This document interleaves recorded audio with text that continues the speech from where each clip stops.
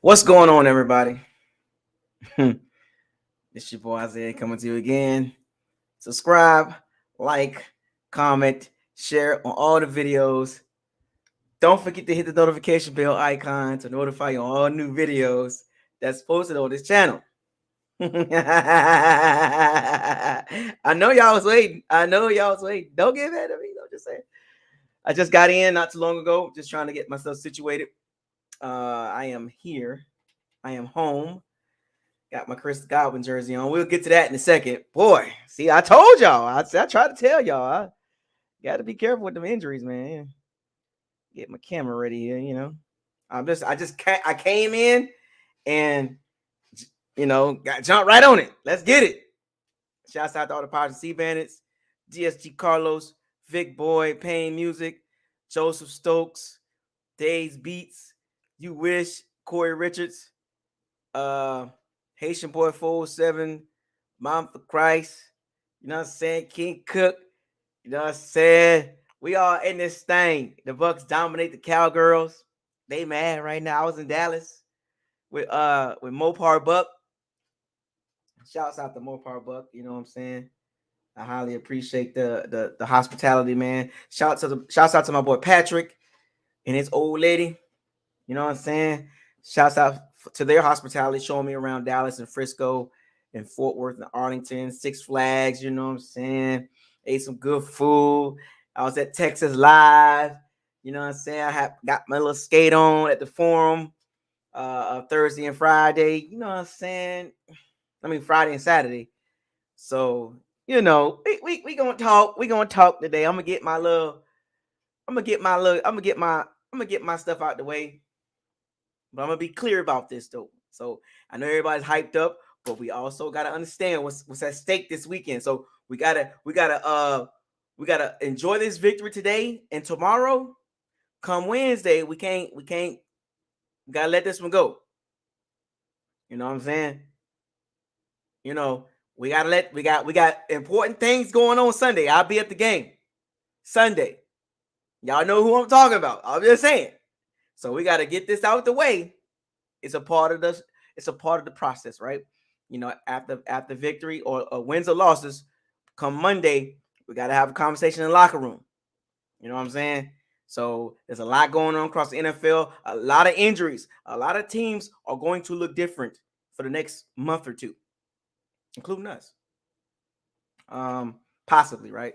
So I told y'all, you never can't get too caught up in the first couple weeks of the NFL, because got to remember, the first couple weeks teams are trying to get a feel for what they really about.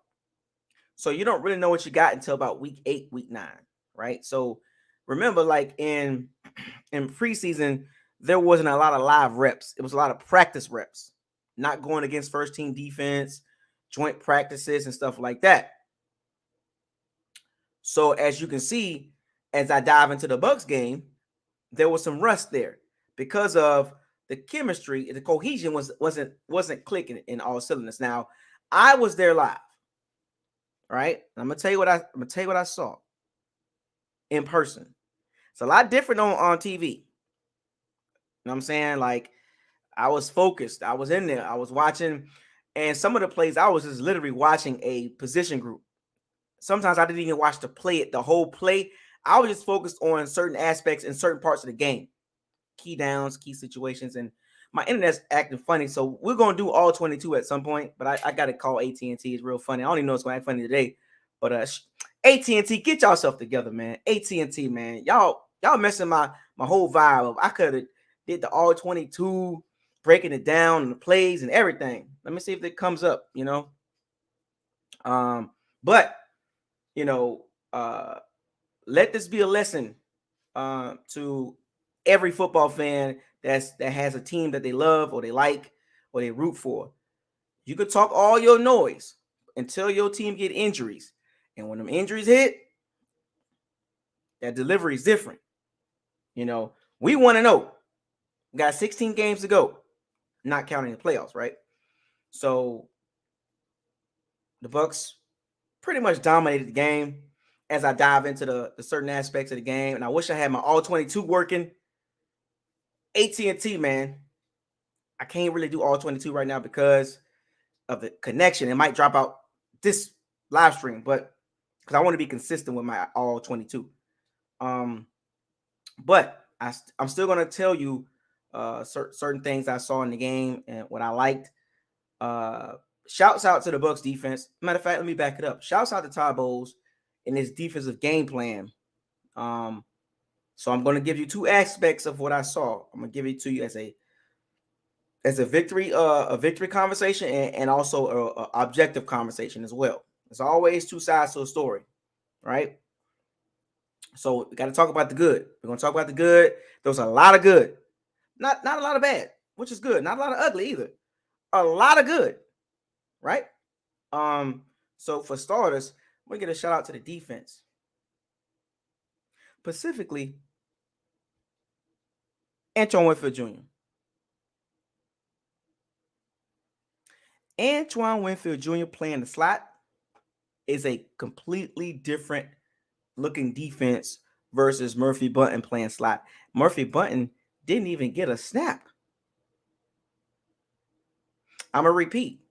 On defense, the Bucs literally lined up in nickel pretty much the whole game. And Winfield Jr. was in the cornerback. In the slot corner. Logan Ryan, Mike Edwards was the safeties. They barely played Logan Ryan in the nickel. Winfield Jr. was in the nickel for the most part. Six players on the Bucs defense played all the snaps on defense. I'm going to repeat that. Now, this can hurt us down the road as far as like legs might get a little weary down in a couple of weeks, but early, and I see why they did this. Because remember, in preseason, the Bucs didn't do much in preseason.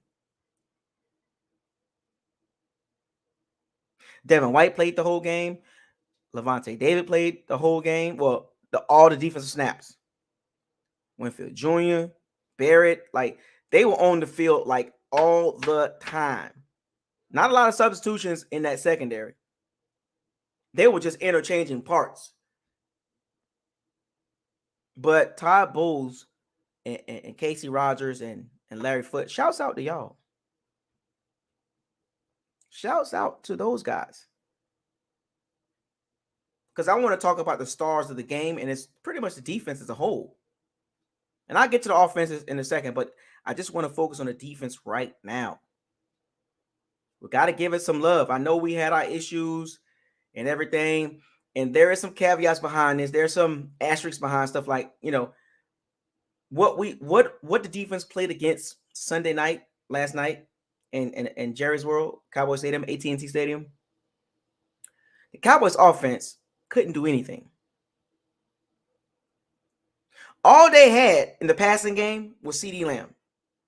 And the Bucs was bracketing him for the most part. And Winfield Jr. made it a living heck on HELL for CeeDee Lamb. As good as a route runner, he dropped some balls too. The Bucs had the perfect scheme set up. The Cowboys don't have receivers outside of CeeDee Lamb. Now, Dalton Schultz had some catches. Levante David was on him. Took him out the game for the most part until he had some garbage catches. But outside of Dalton Schultz and CeeDee Lamb, the Cowboys in trouble. And on top of that, Dak Prescott hurt his thumb in the fourth quarter. Or late third, early fourth quarter. Out for 6 to 8 weeks. He got to have surgery.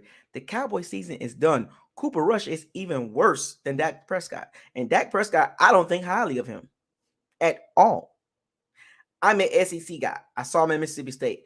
Everything got to be perfect around him for him to look good. He's a front-running quarterback. When things get tough and tight, he's not that dude.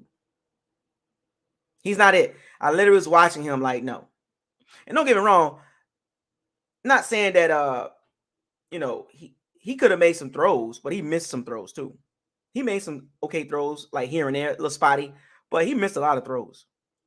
The Cowboys fans was booing him. They were throwing trash at him when he was walking to the tunnel.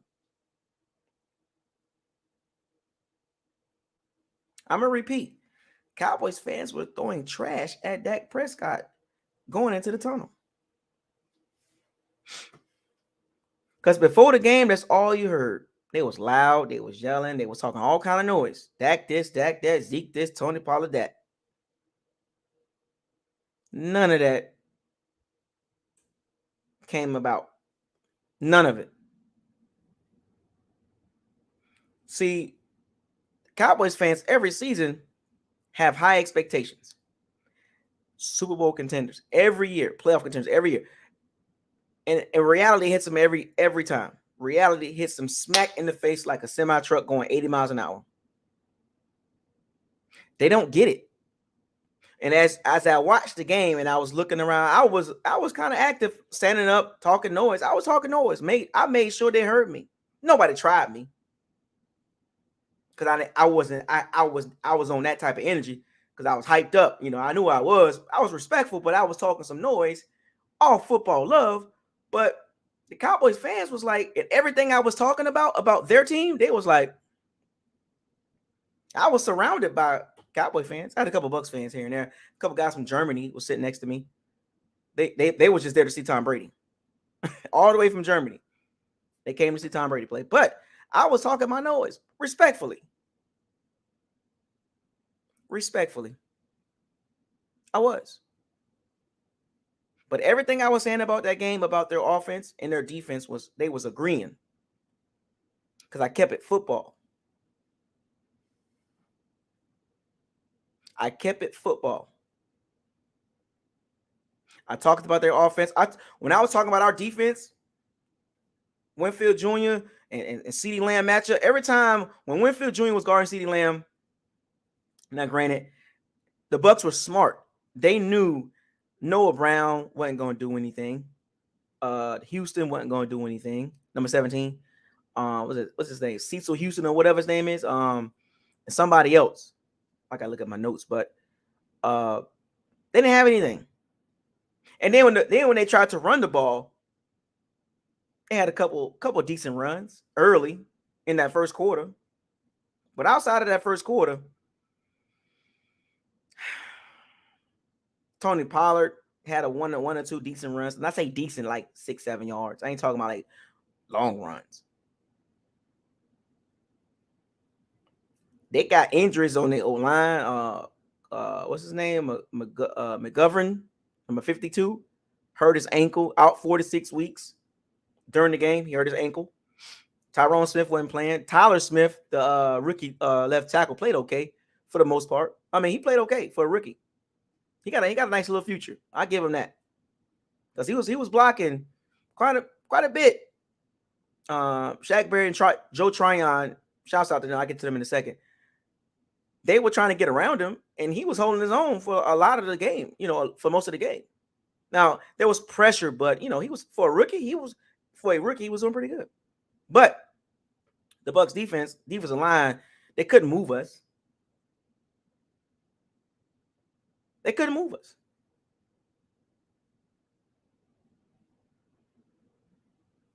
That defensive line was just stout. Here's the thing. You can't run straight ahead on the Bucs defense. Can't do it. Can't do it. Too big. Vita, Hakeem Hicks, William Golson. Even Logan Hall got some decent snaps, and he flashed a little bit here and there. A little slow off the snap, but he made a chase down tackle coming down the line of scrimmage. So Logan Hall had a couple of, oh, okay, I see you. So his future bright too. Might have to wait till next year for him to actually figure it out like Joe Tryon. But I'm not expecting too much out of Logan Hall based on what I saw at the game live. But you could tell like it's going to take him a second to get it. The NFL speed, because he was a little slow getting set, getting ready to come off the ball. Let me say it like that. But the rest of the guys, they were ready. Joe Tryon, he is so disruptive. like Terrence Steele or wasn't Terrence Steele, number 78, was having a hard time getting set and getting ready to block Tryon. Now I know Tryon didn't get no sacks, but it's just he was trying to get ready for Tryon, JTS pass rush. Now, one thing I would say about Tryon, I'm breaking this down, folks. I'm telling you what I seen. When I was focusing on Tryon for some of these plays, he needs some more moves. He's gonna be fine. He just needs some more moves. He needs some moves because he kept trying to speed rush, and he'll overrun the pocket that's created for Dak. He'll overrun it. He needs to come at a little bit a better angle.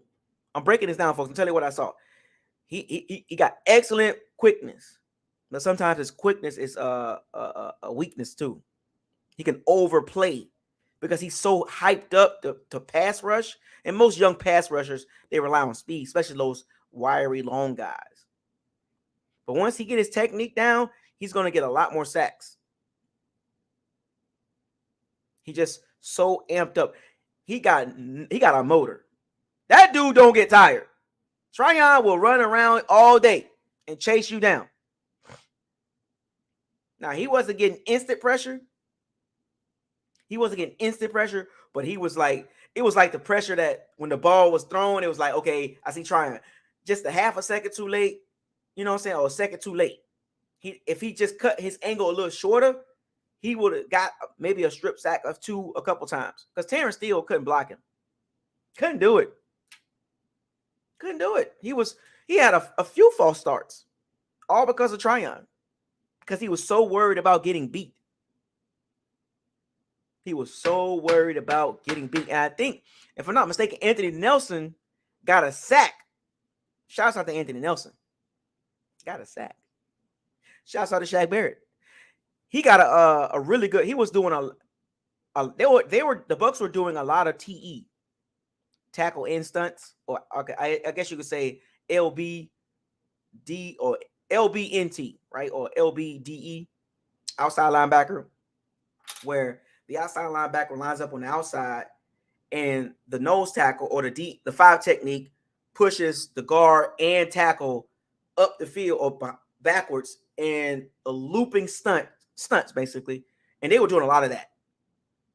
The Bucs, they had a game plan to attack the interior of the Cowboys O-line, and Cowboys interior had a lot of problems. Zach Martin was doing his thing, but he couldn't make up for the center and the left guard. Couldn't do it.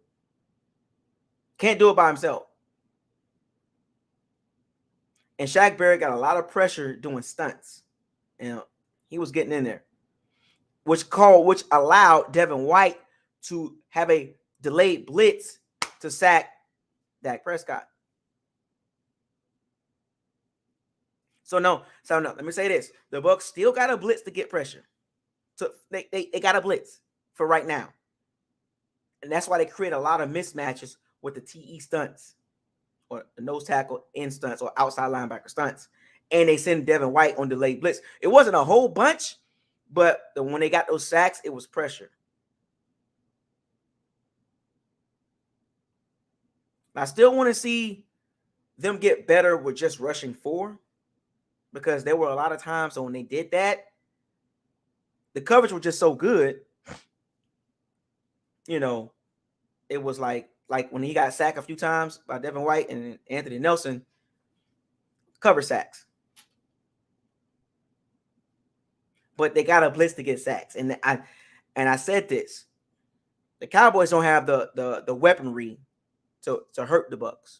Now, when I was looking at some of them other plays when they blitz, if they had better receivers and better routes, there were some plays out there. I'm gonna say that just for what my eyes, hashtag what does your eyes tell you? This is why I'm a little worried about blitzing so much. It's like, man, the Cowboys don't have no playmakers outside of CeeDee Lamb and Dalton Schultz. And their scheme by Kellen Moore was horrible. I don't know what he was trying to do as far as an offensive coordinator standpoint, but the game plan that Dallas came with, it was horrible. Everything was like 10 and in or 15 and in. A lot of no deep threat. The Bucs were not worried Logan Ryan and Edwards were basically playing around back there for the most part. So I'm gonna break it up in segments, right? 0 to 5 or 0 to 10, right? That's the linebackers and the cornerbacks, right? That's that across the field. The Cowboys really wasn't doing anything outside of 10, 15 yards.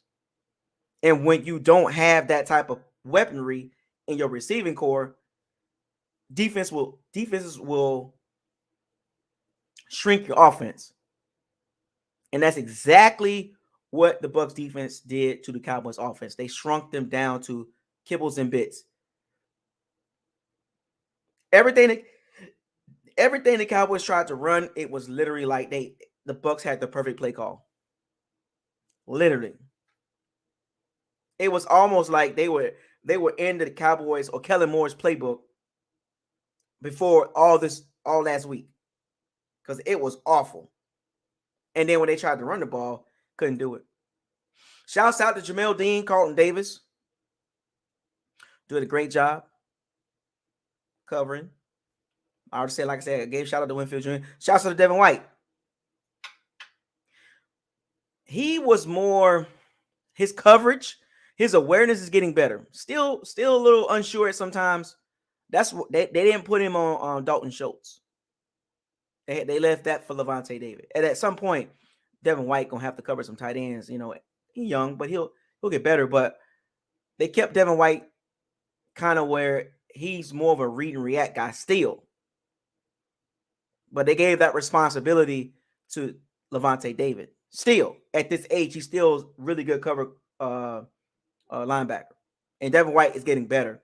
But you could tell they still like, okay, Devin White, you still got some stuff to work on. You could tell just on the alignments of the defense and when the ball was snapped. You got pre-snap and you got post-snap. Yeah, he dropped the pick six. I think Jamel Dean. It was Devin White dropped the pick six, and it was another ball that got tipped. Dak should have threw like 4 picks. I think Jamel Dean had one. He could have. Before it got to him, it was somebody else like tipped it, and it went in the air, and there was like some Bucs around it, like three Bucs that was around the ball. And I remember Jamel Dean was like, right. I'm like, somebody just grabbed the ball. Now the Devin White, he literally dropped the pick six. Literally, that was like, wow. Now Winfield Jr. got an interception.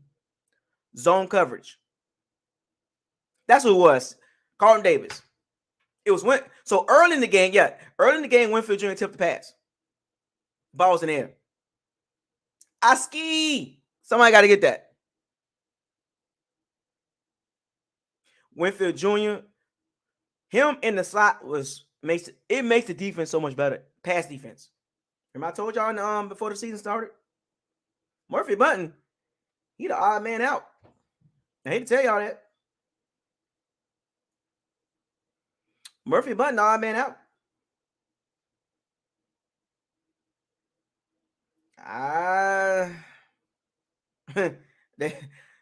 Here's the beautiful thing about our defense. The weakness was identified and it was corrected in preseason, in training camp. No offense to Murphy Bunting. He played special teams. We'll get to special teams in a second. But Todd Bowles and his staff, defensive staff, they recognized the weakness, Murphy Bunting. He was the guy that was the issue in the secondary. Because Winfield Jr., his first year doing this, looked a heck of a lot better than Murphy Bunting. Remember I told you about Winfield Jr.'s football awareness? Winfield Jr. football awareness is elite. His dad was Antoine Winfield Jr. Played for the Vikings, played for the Bills. He's veteran savvy. Did I tell y'all he played cornerback in Minnesota? So his cover skills, his cornerback skills translates very well in the slot nickel or slot corner.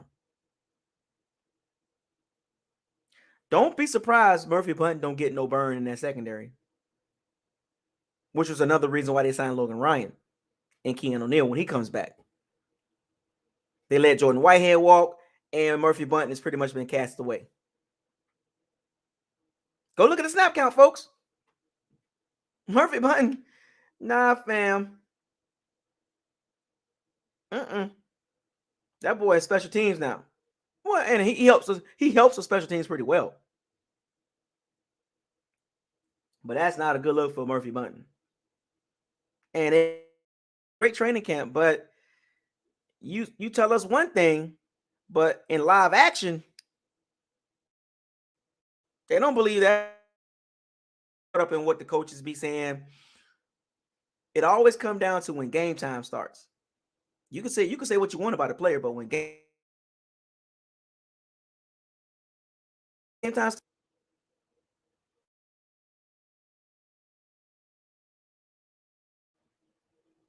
it always comes down to that.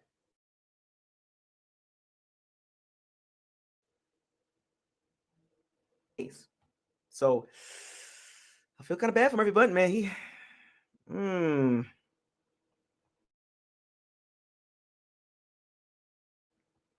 It's pretty bad, but they play well. They tackled very well. They tackled very well. See, they see my screen is freezing. See, I knew it, but they played very well.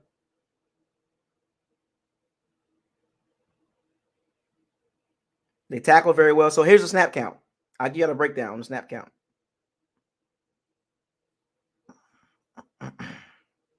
So Jamel Dean, Carlton Davis, Winfield Jr., Mike Edwards, Levante David, and Devin White played 100% of the snaps, defensive snaps, 69 defensive snaps.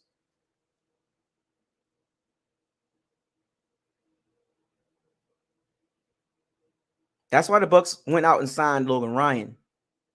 Scheme versatility. Keanu O'Neal. That's even going to get even crazier how they work this out. The Bucs are tinkering with their secondary and their linebackers, or their back seven, or back. You could say back seven. Yeah, back seven. They're tinkering with it. They even say back eight, because they might do a 3-2-6 and move Keanu O'Neal down to the box. But it's crazy how they run this defense. I was watching the formations and lineups. I was like, what are they going to do with? Like, what teams are going to do with this? As long as that secondary hold up, granted, Cowboys passing offense is horrible. No Michael Gallup, no Amari Cooper. Remember last year they had those guys, and the Cowboys offense was actually, they was moving the ball. They had 3 receivers. Not a lot of CeeDee Lamb's not a number one guy. CeeDee Lamb is not a number one guy. He's not a Justin Jefferson. He's not a Jamar Chase. He's not a Cooper Kupp. He's not going to be in that category. He's good, but he's not in that category. He's not that dude. Logan Ryan played 83% of the snaps. Shaq Barrett played 71%. Tryon played 70%, 48 snaps. Anthony Hicks, he played 58% of the snaps, 40 snaps, which is over 50%. Vita played 42 snaps, 61%, over 50%. This is what you want, right? I can't say Anthony. Hakeem Hicks. I say Anthony Hicks. I'm thinking somebody else.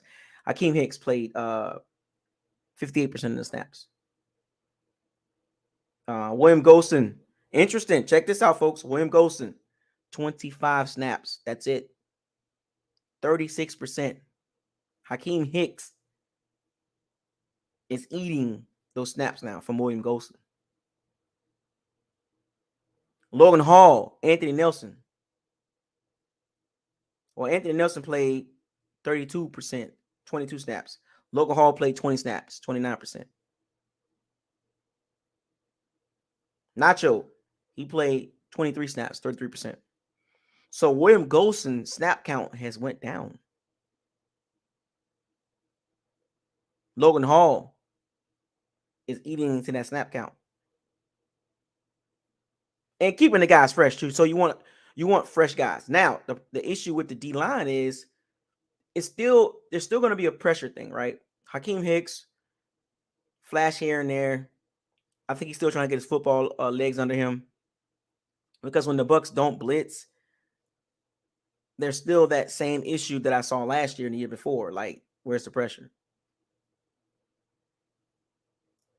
So I want y'all to keep an eye on that moving forward, just with the front, not the outside linebackers, Tryon and Shaq Barrett, right? Anthony Nelson, Carl Nassib got a couple snaps. He had 19 snaps. But I want y'all to keep an eye on that as far as the D line, the nose tackle, and the two D ends. Can these guys get pressure? Because if Barrett and Joe Tryon and Anthony Nelson and Carl Nassib is not doing anything, when they go against better O lines and better tackles, they play. Like I said, they play very well against the Cowboys. Right? Let's keep that. I want to make that clear. They play very well, but the Cowboys got some major issues. No left tackle. Their left guard, McGovern, got hurt. Terrence Steele, not that good. Zach Martin's good, but there's going to be better O-lines that the Bucs are going to play. And that front three, those 6 guys that I just named, the rotation, got to get better. They got to be able to get pressure, not just be a big body. And I saw a lot of that because the Cowboys are so limited. So remember about perception, right? Because of what happened during the game defensively, like they shut the Cowboys out, it was a lot more of the Bucs than the Cowboys offense. But also there is a piece of that says the Cowboy offense was very limited compared to last year's offense. No Gallup, no Amari Cooper. That's a huge difference, right? Mopar Buck says, yes, sir. Ayo Bucks, the truth, thuggin' in Dallas. Oh, yes, sir. Appreciate it, man. Appreciate the $20 super chat. Shouts out to Mopar Buck, man, for showing me some love out there in Dallas, man, out there in Arlington. You know what I'm saying? I appreciate that, man. I really do. I'll be back again. So we already had a conversation about that, man. And if y'all want to super chat, feel free to super chat. You know, follow the lead, man. I do this for y'all, man. I'm out here in the field. Man. You know what I'm saying? I ain't doing this for kibbles and bits. You know what I'm saying? I ain't doing this just to be like, oh yeah, no, I'm actually out here. You know what I'm saying? I've been doing this for a while. You know? So if you don't know how to super chat, go talk to Mopar Buck. He'll let you know how to do it, right? But we're going to play better teams. The Cowboys are not a really good team. That was just the media hype. We're going to play better teams. Y'all know the schedule. Remember, I called the Cowboys game. I knew who was going to win that game. So, shouts out to the defense. I just want to see the D-line, the rotation, get pressure on the quarterback. And I'm just want to throw it out there for a little concern. If I got to nitpick a little bit, just, pressure from the 3 down linemen. Right? We got to get something out. We got to get something from that, because if our outside linebackers are not doing anything, because at points in the game, Barrett and Tryon wasn't getting back there. And Tyler Smith was blocking Shaq Barrett. Like, I was like, whoa, who is this rookie? So they start moving. It started looping Shaq Barrett to the inside. Like, when the ball snapped, he takes a stunt. Even Tryon was lining up in the middle sometimes too. So if those guys are not getting back there, like our speed guys, can our front 3 make something happen? That's just that's just throwing it out there, folks. If I got a nitpick on something, and that's not a crazy thing to look at. It's just something to just pay attention to. And I know y'all saw it on TV, but I saw it in person. You know what I'm saying? I saw it in person. If I got a nitpick, the D-line, not the outside linebackers, the D-line, they got to do a better job. And hopefully, and down the road, Logan Hall, we need some of those guys on the D-line, at some point, to get some sacks. It'll be nice to have, 2 or 3 of those guys with 4+ sacks. It'll be nice. Vita, Akeem Hicks, both of them have like 5 sacks apiece. Or we'll just break it down for a game, right? One game, you got a sack and a half from Hakeem Hicks and a sack from Vita Vea and some pressures, like some legit pressures, not like pressure like almost there. Not that pressure. We're not talking about that pressure.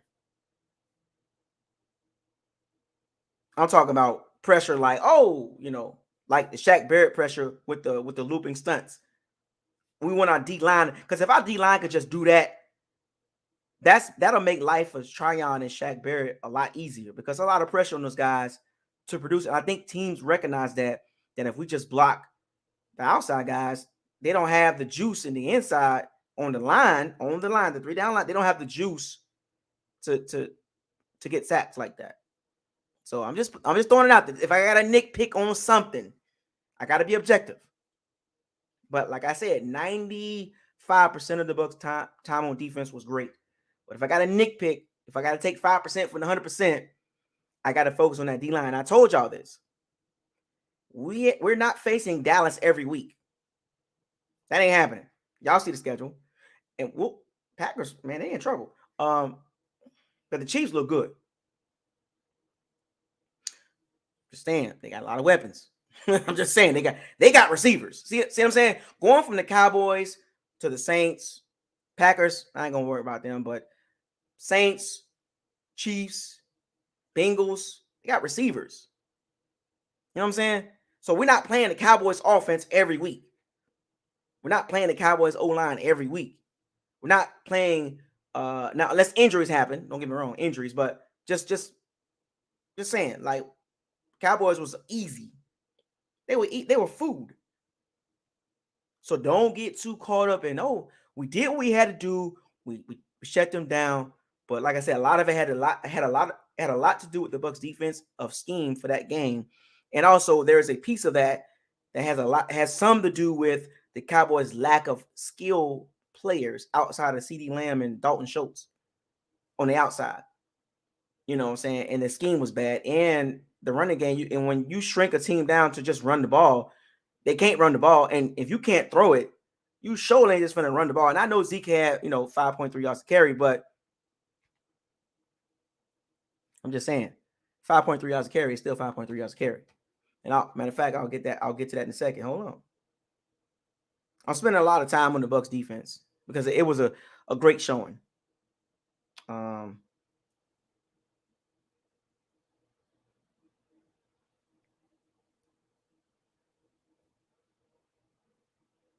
So the Cowboys had 12 first downs.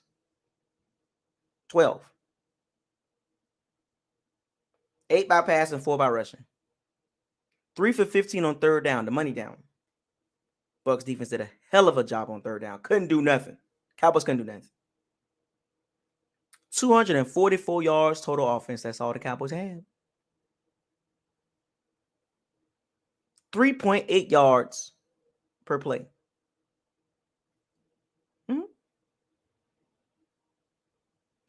3.8 yards per pass. Bucs had 4 sacks. Cowboys had 71 yards rushing. 3.9 yards per carry, right? Cowboys had 10 penalties. 73 yards. Undisciplined. Cowboys, Mike McCarthy's not it, man. Not it. No discipline on that team. No discipline. Cowboys still going to be top 5 in penalties. I'm expecting Sean Payton or Dan Quinn to be the coach next year of the Cowboys. I'm just going to throw it out there. I just don't see Mike McCarthy surviving. I don't see it. Eric Bieniemy, Byron Leftwich. Just saying. I just see somebody else. He's a lame duck coach. Lame duck coach. And the Bucs dominated TOP, time of possession. 32 minutes and 42 seconds. Cowboys had the ball 27 minutes and 18 seconds.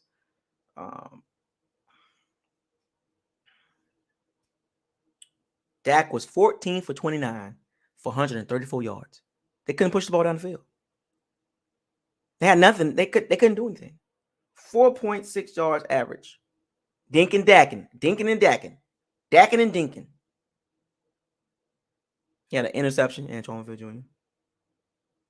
Cooper Rush was 7 for 13 for 64 yards. Both of them was horrible. Now, Zeke Elliott had 10 carries for 52 yards. I don't know why they went away from the run. They should have kept trying. Because that was the only thing that was working, to be honest with you. If I had to pick anything positive for the Cowgirls, Zeke, 10 carries for 2 yards. 5.2 yards a carry. Tony Pollard had 6 carries for 8 yards. Zeke was the only guy that was really doing something. Dalton Schultz, 7 catches for 62 yards. A lot of that was dinking and dunking. Dinking and dacking. Noah Brown had 5 for 68, but he had his longest was 22, but that didn't affect the game. CeeDee Lamb, 2 catches, 29 yards. Their best receiver.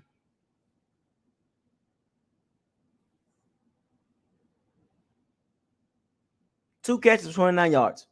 Shout out to Winfield Jr. Yeah, Dennis Houston, the other Cowboys receiver. Trash. Cowboys don't have nothing. They're going to lose a lot of games this season. No Dak for 6 to 8 weeks. He ain't already that good anyway. Mike McCarthy is a lame duck coach walking. Now, let me get to the Bucs offense. Bucs offense versus Cowboys defense. Shouts out to Leonard Fournette. What did I tell y'all from the time we signed him? What did I tell y'all? Shouts out to the run blocking too. Shouts out to the O-line too, as well. A combination of both. Shouts out to Robert Hainsley, Luke Gedeke. But what did I tell y'all in pregame about the Dallas Cowboys tackles? Not good enough. I am not surprised. Some of y'all might be surprised, but I'm not. I told y'all about the Cowboys interior. Not good. The results show. But I also got to say this, though. Out of respect. Shouts out to Micah Parsons. Shouts out to Micah Parsons.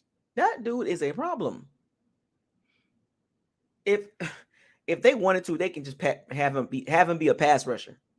Forget him being a strong side linebacker. Just have him rush the passer. Because he could have had a few more sacks if he didn't get chipped.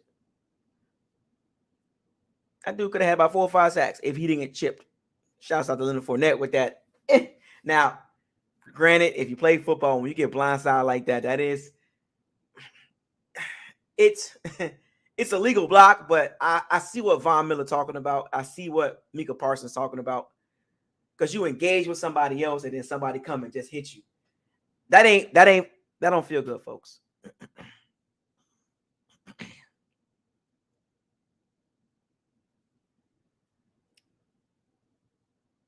That don't feel good. I'm telling you. Because when Micah Parsons gets to moving, that dude is super quick. And the Bucs, there was a couple plays Tristan Wirfs handled him, right? And like I said, it was a back and forth thing. But a lot of his damage came from the left side, not the right side. Tristan Wirfs wasn't having that. And they was going at it when Micah Parsons was, But the left side, that's when he had his fun. So they put Leonard Fournette over there. They put a tight end over there. They kept chipping him.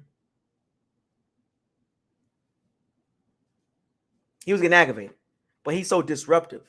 And if the Cowboys had other guys, so much attention was paid to Micah Parsons. The Cowboys didn't really have anything else. Now, DeMarcus Lawrence, on the downside of his career, he's okay. But outside of them two, not really to sneeze about, right? Nothing to be hyped about as far as Cowboy fans. Outside of DeMarcus Lawrence and Micah Parsons, they don't have anything on the D-line. And I told y'all this pregame. I told y'all this. I literally told y'all this pregame about the Dallas Cowboys D-line. Micah Parsons, DeMarcus Lawrence. They're not deep. Nathan Gilmore, not good enough. And those other guys, they're not good enough. Now, they were trying. The Cowboys defense, Dan Quinn is trying to work with what he got, right? So he was trying. The Cowboys defense was trying. They were trying. They were literally trying.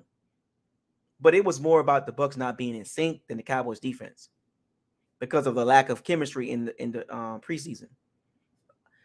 We didn't see them get a lot of snaps together. And that goes for a lot of teams. If you watch Sunday, a lot of teams look rusty and look out of sync. Because the preseason, they don't take preseason serious. So the first couple of games is kind of like a feel-out phase. The first couple of games of the season is a feel. Like, look at the Bucs offense yesterday. Look out of sync, right? It looked out of sync. I'll tell you why. Lack of chemistry. Those 11 days, yeah, you saw it. You saw it. But that'll get cleaned up. But like I said, preseason matters to a degree. It does. You can downplay preseason all you want to, but when you ain't practicing together, like practice is a lot different from live reps. And you can see the Bucs needed some live reps because the offensively they was in preseason mode, right? That's why they ran the ball a lot because they knew the Cowboys' weakness. And what did I tell y'all about the Bucs offense? No, man, run the ball. Run the ball. What did I tell y'all about Leonard Fournette? 20-plus carry running back. That's what he is. Why not use him some of these games? It's 17 games in a season. Why not use him like that in some of these games? Dominate the ball, dominate the time of possession, make your third downs. It's simple football, especially at this point. And this is what we've been talking about for the last couple of years. Like, they need to run the ball more. Look at the stats. Surprising, ain't it? See how the offensive look when you run the ball? So Tom Brady was 18 for 27, 212 yards, 7.9 yards of completion, 1 touchdown, 1 interception. Got sacked twice, Micah Parsons. QBR 53, quarterback rating 87. Who cares, right? I mean, we got the win. So for you stat fans, you can take it how you want it, right? Leonard Fournette, 21 carries for 127 yards. 6 yards per carry. His longest was 17. 20 carries. He had 2 catches for 10 yards. So they instead of dinking and donking to Fournette, turned around and handed the ball to Fournette. So he had 23 touches for 137 yards. Over 6 yards per touch. I'm just saying, we were the more physical team. That's going to have to be the identity in some games. It's just what it is until things kind of get situated as a whole, as an offense, right? But this is what you want to see early in the season, for real, because we're going to need it down the road. Make the game easier, not harder. They made the game easy. They had the ball for an additional 5 minutes more than the Cowboys by running the ball. You see how important the run game is to complement the passing game? Now, once the passing game get in sync, eventually they will. We'll get to that in a second. Oh, people want to know what jersey I got. It's Chris Godwin.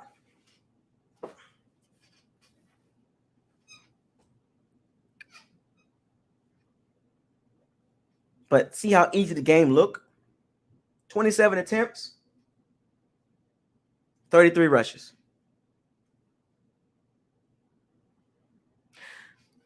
Close to the 50-50 range, right? What did I tell y'all?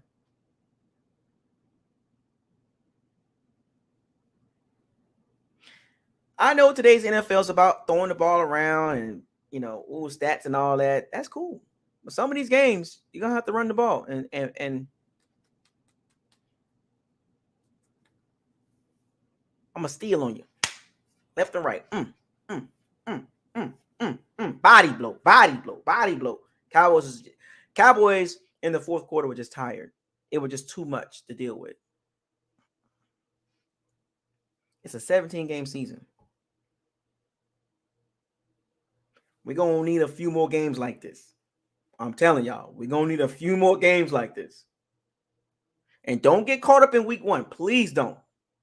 Please. How this team looks now will not be how it looks in about 2 months. Overreaction Monday across the NFL. We can't get caught up in that. We got the dub. It wasn't, things are a little out of sync. It'll get better. Don't get caught up in the overreaction of week one. As you can see me, I told y'all how I'm rolling. I'm not doing that. I'm going to give you objective output. I'm going to give you some opinions, but I'm going to give you a lot of objective output. The truth. You ain't finna see me out here like other channels running around here like they head cut off. I'm not doing that. Complaining. Like just, what did I tell you? I was just building up for the season. The good, bad, and ugly, right? I'm relaxed. I'm cool. I'm hyped, but I'm like, oh yeah, we got the win. But I'm also a forward thinker too. I don't get caught up in the narratives and the BS and the funny stuff. I'm gonna keep it rock solid. Win or lose, you're gonna get straight up truth from me, from what I see when I'm at these games. When I'm at some of these games, right? And some of these games I'll watch with y'all on TV. But I'm gonna give you cold hard facts, like as much as I can. It will be some opinions thrown in there. It's gonna be some hypotheticals, some what ifs. Yeah, I get it. Conversation, discussion topics, right? But I'm not finna get caught up and overdo it and push a narrative, because I know from week one to week two it's gonna be different. Every week's gonna be different. So the Cowboys, we got the win. Ran the ball very well, 33 times for 152 yards. Shouts out to Julio Jones as I transition to the receivers. Matter of fact, I don't want to transition to the receivers yet. Let me go to the O-line.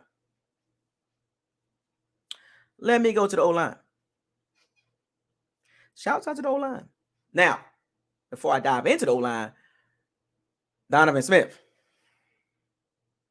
hyperextended his elbow.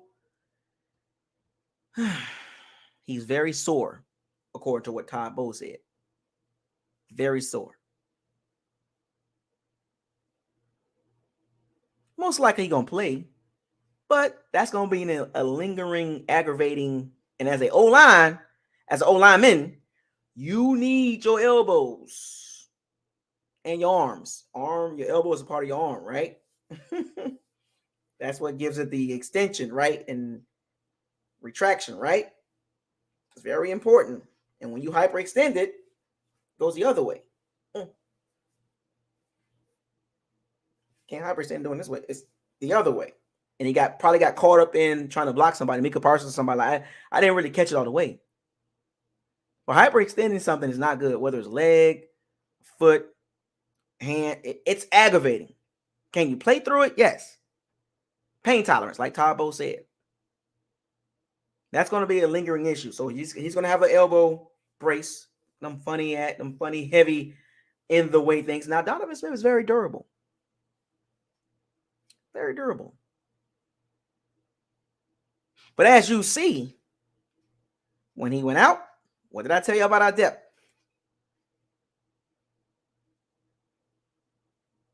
What did I tell you about? We can't afford injuries.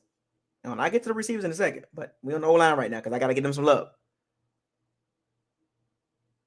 Can't afford injuries. And I don't know what's going on with the injury gods, but they don't like the Bucs this year.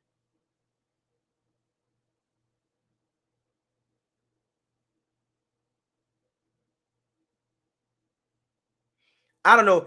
Did we sign a blood contract? Because it seemed like they trying to do something to us, the injury gods, right? Or the injury demons, right? If anybody watched Constantine, right?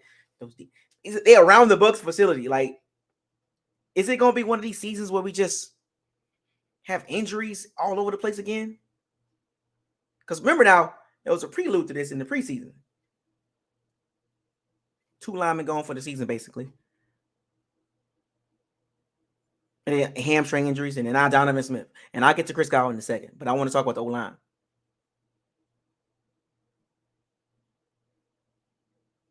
Because the minute they put Josh Wells in there, ugly. They had to keep Leonard Fournette in there because of Josh Wells. The play that Leonard Fournette chipped Micah Parsons off the ball, he pushed Josh Wells off the ball like 3 yards back to the and the play was a kind of a lone developing play, like not a lone developing, but a kind of a delayed play. If Leonard Fournette did not give Josh Wells that chip shot, oh, he was going to sack Brady. He was going to sack Brady again for the 3rd time. Josh Wells is awful. If that's who we're going to have, possibly for a week, possibly, especially next game, no way, man. That's going to be a huge problem because now you got to keep a body in. Now you got to keep a body in. That takes away from a target for Brady to dump off, unless a chip dump off type thing, which means that's a lot of checkdowns. Can't throw the ball down the field because of Josh Wells. So hopefully Donovan Smith is able to play, and I think he will.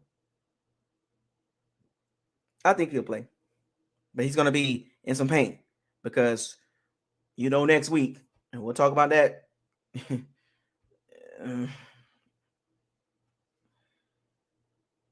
You know the story behind Donovan Smith and the Saints, right? Hyperextended elbow. Now you got to go against that D-line. You know how that D-line played against the Bucs O-line. With a better O-line last year, they still dominated. Now this year, our O-line is supposed to be a weakness. Can't go into that game, but he's going to play, but he's not going to be 100%. I'm just saying.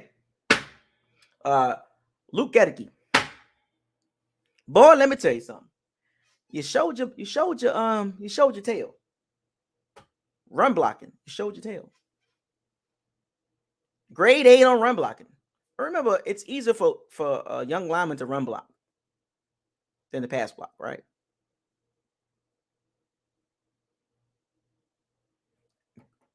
A for Robert Hainsley.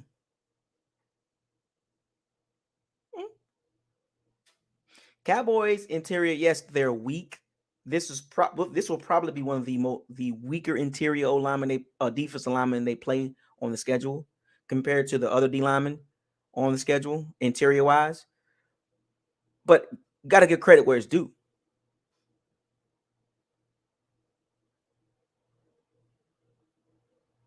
You got to give credit where it's due because they were able to hold their blocks, run blocking and pass blocking as well. Even though the Cowboys defensive tackles are weak, that is a confidence boosting game for the young guys. It's not a lot of them on the schedule, but trust me, we needed that for those young guys going into next week's game in that hostile environment. That's a whole different animal. That's a whole different D-line than the Cowboys D-line. Whole different. And we know this. I don't care how you spin it. You can spin it how you want to spin it, but the next week, the D-line that those guys are going to face is an entirely different animal. We've seen it for the last several years. I don't care what you say. I know it stings. I know. I'm just telling you.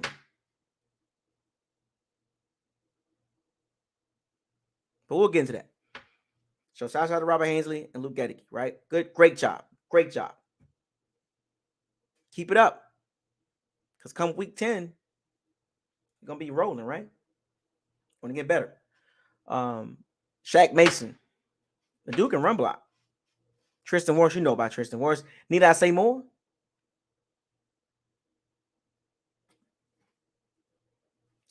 You ain't got. I don't have to say anything about Tristan Wirfs, right? We already know what he is. Should be left tackle, but hey, it is what it is. I'm gonna bang that drum all into his entire career. He should be a left tackle. Clearly, he's a bruh. I'm just saying. So shouts out to Shaq Mason and Tristan Wirfs. Like I said, shouts out to the O-line run blocking, pass blocking was good too. Outside of Micah Parsons, and the Cowboys D-line had some pressure. They had some pressures because there were some plays that the Cowboys secondary did cover pretty well, and Brady had to pump the ball a few times, and he threw a pick because he misread the scheme. They fooled Brady, and that because of the chemistry and not getting a lot of snaps in preseason.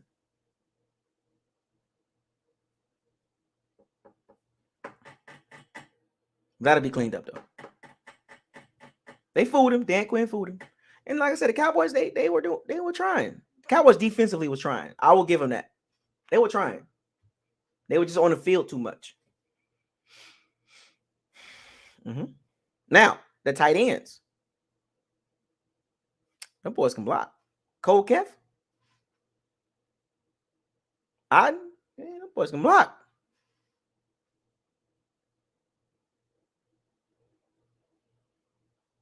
Cole Keff can block. that dude, hey. That rookie, those rookies, them big bodies. Now, they'll get to the catching part, but like I said, it's easier for guys to block than to catch the ball and run routes as a rookie, especially at tight end, H-back, fullback type situation. Now, once he add a little skill, like once he add his catching abilities, now you can play action, dub off in the flat or wheel route, and they're gonna set it. I guarantee it's gonna happen. I'm not gonna say guarantee. At some point, it might happen. Possibility it's gonna happen that they're gonna be running the ball so well, and Cole Keff gonna sneak out the backfield, and boom, that dude can block as a lead blocker. Oh my gosh, he was taking heads off. I saw it. Cole Keff can block. Cole Keff, big bodies. Kyle Rudolph didn't play. I don't think we need him. In my opinion, I don't understand the Kyle Rudolph signing. What did I tell you about those rookies? The Cole Keff and the Cade Otton. What did I tell you about those dudes? Because that's exactly what Kyle Rudolph was going to do. Why would you drop money on Kyle Rudolph when you got guys who can do what he can do already as a rookie and much cheaper?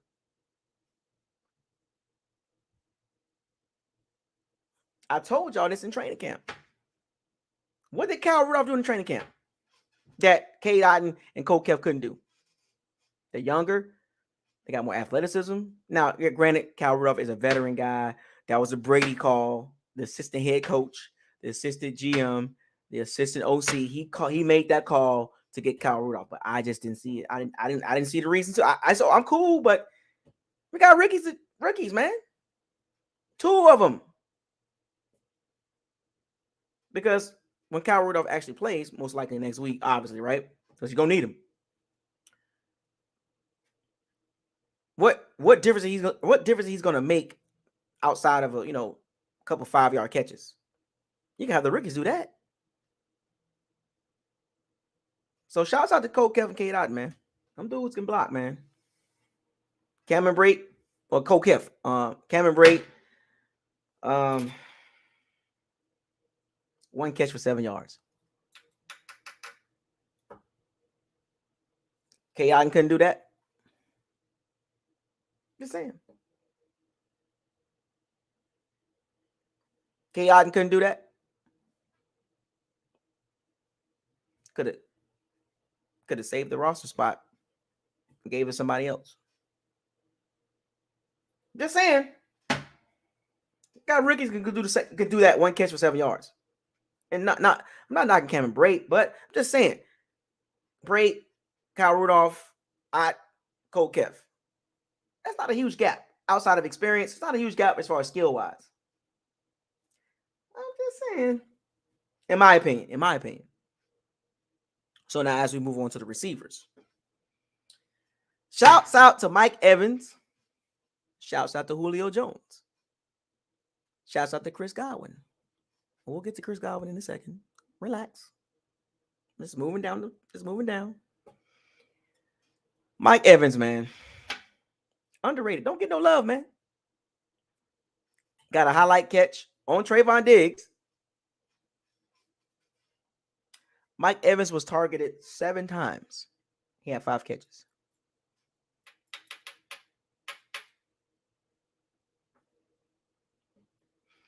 Now, Trayvon Diggs was not guarding Mike Evans the entire time. But got in the red zone. Fade route. You seen the catch? Beautiful.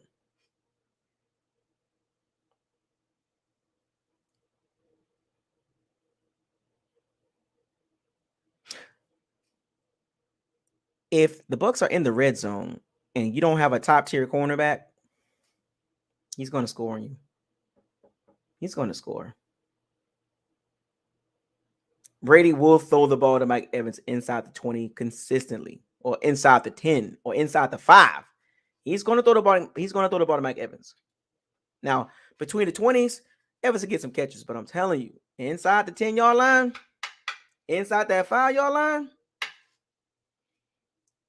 all right, I'm just saying, you want to take chances one-on-one? You know what? Go ahead. Because it's a high probability that they're going to score. Fade route, a jab step, slant. I wouldn't say a quick out, but it's going to be a fade or a jab step out, slant route, or back shoulder throw. It's automatic, man. It's just, they've been practicing that for the last 3 years. Good luck. And that's moving forward. So you better keep the Bucs outside of the 5-yard line or outside of the 10-yard line, because the farther away the Bucs is from the end zone, the better your chances is. I'm just telling you.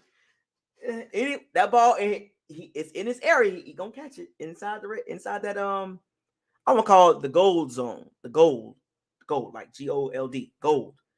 Inside the 5-yard line, that gold zone, automatic, man. 7 targets, 5 catches, 71 yards, 14 yards per catch. Had a 20-yard catch too. So, shout out to the Mike Evans. That's my guy. I'm hard on him too. I like to jump on him because, that's a receiver thing. My favorite receiver, by the way. So, that's why I'm like that with him. Julio Jones. Shouts out to Julio. That boy was acting up yesterday, wasn't he? The jet sweeps.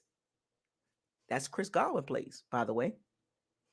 So they took Chris Godwin's play call sheet and insert Julio Jones. He basically was doing what Chris Godwin would do.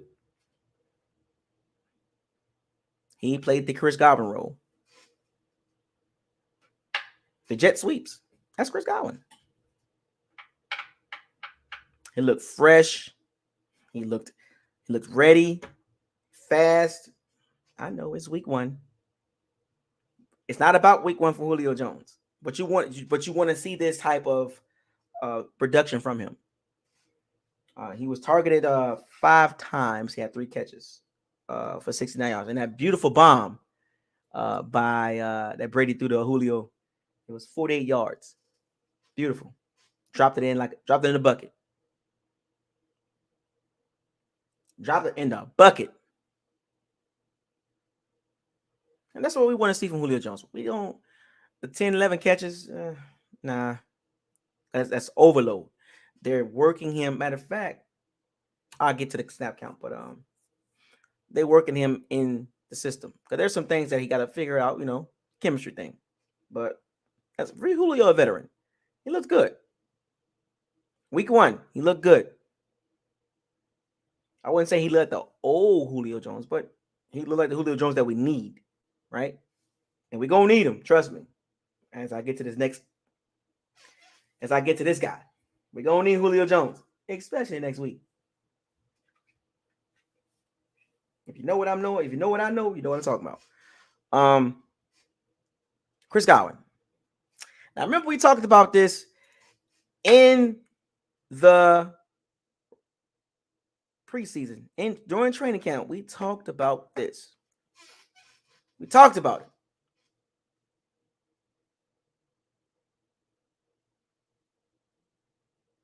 We talked about this.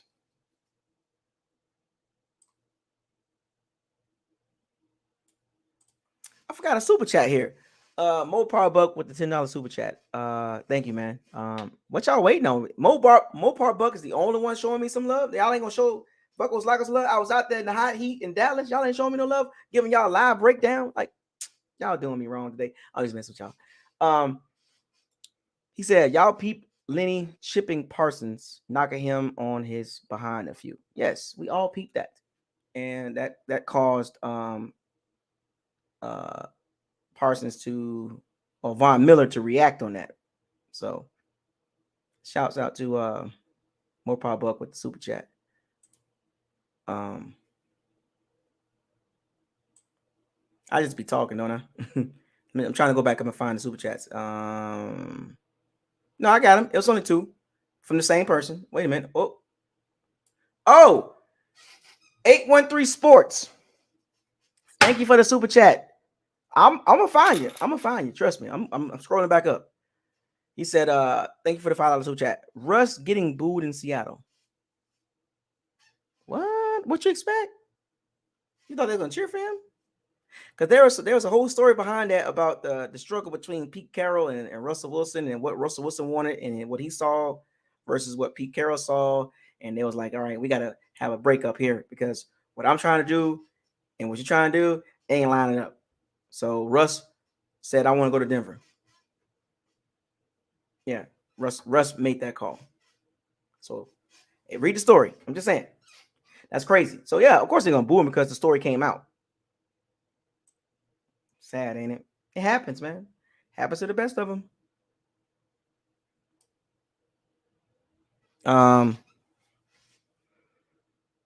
Okay, so look, man. What you want me to do? What I mean, like, I don't have tickets to the game. I don't have tickets to that game, so I don't know what do you want me to do? You know what I'm saying? Like, I'm gonna be here watching it. I haven't even got a flight to Tampa, so I mean, like, what exactly do I need to fly down there or something? Because I didn't buy any tickets for that game. I want to put it out there. I have no tickets for that game. I haven't even bought a flight yet. I don't think it's expensive, but what do you want me to do? I'm saying. You wish. Said. Thank you for the $2 super chat. We're getting super chats rolling in now. Let's go. Let's get it.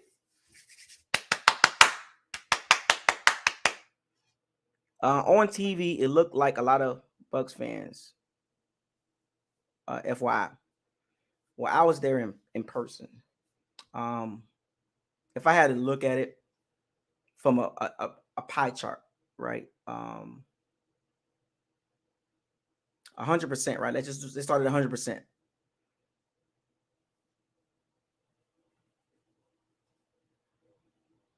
90-10, 85-15. Bucs, Cowboys fans and Bucs fans. Because because you might have saw them in groups, that's so it looked like a lot of, but like when you look at the stadium, like I'm in the stadium. Now we don't travel well. I'm just telling you what I saw. Don't get mad at me. We don't travel well. We just don't travel well. We just don't. But if I had to look at it from a pie chart, 90-10, 85-15. It is what it is. If you wanna play devil's advocate, or if you want to challenge that, feel free. But I was there. I'm just telling you what I saw in person. TV, told y'all. What did I tell you about TV and in person? It's a whole lot different. But yeah, it wasn't a lot. It wasn't that much. Ask Mopar Buck. Ask Sal. Sal 319. He was there. He said 15%. Just telling you, man, it wasn't like that. I know you want the Bucs fans to travel, but we don't travel. I didn't see a lot of Brady jerseys though. New England jerseys, which was weird. I was like, what? Why are they wearing New England jerseys? So that lets you know right there. And I said this before, about 30% of our fan base, or maybe 40%, gonna probably be gone after this season. I'm just saying, a lot of those fans were New England fans, and they only around because of one player. Well, really it was two, but they only around for one player. And the minute he gone next year, it's gonna be about 30 to 40% of the fan base is gonna be gone. Just saying. Just put it out there. But let's get back to the game. Hold on, let's see.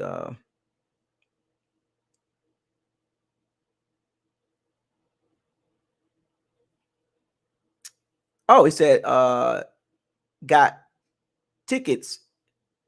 Oh, he has tickets to the game. So you want me to come down there? You got tickets for me? I mean, like, I need to be clear. Everybody need to understand this because I don't have a flight there. That's what I'm saying. Like, I can get a flight. That's no problem. But I'm just saying I gotta look at the prices and all that, of course, but Southwest style. But this last minute, kind of almost last minute, about 2 weeks, about 3 weeks away, right? So, but you got tickets for me to go to the game? I mean, I can show up now, but I don't have any tickets to the game. You know what I'm saying? I'll show up. You know what I'm saying? But I don't have any tickets. I don't want to show up and I can't get in the game. I'm not gonna do that. I need confirmation, like for real. Because that's not the game I was supposed to go to. So that's literally out the way of my travel schedule. I'm just saying I need confirmation. I ain't finna fly down there and I'm outside like I'm out here. No, I ain't got it, man. You know what I'm saying? I'm gonna be heated. That's money. Can't be playing with people money like that.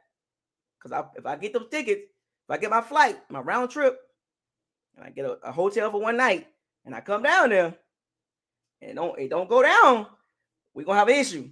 You know what I'm saying? we're gonna have to duke it out. You know what I'm saying? Like, you know what I feel me? I'm just messing with you. But I'll see. I'm gonna see if I can get to that. I'm gonna look at the tickets tonight before I go to bed.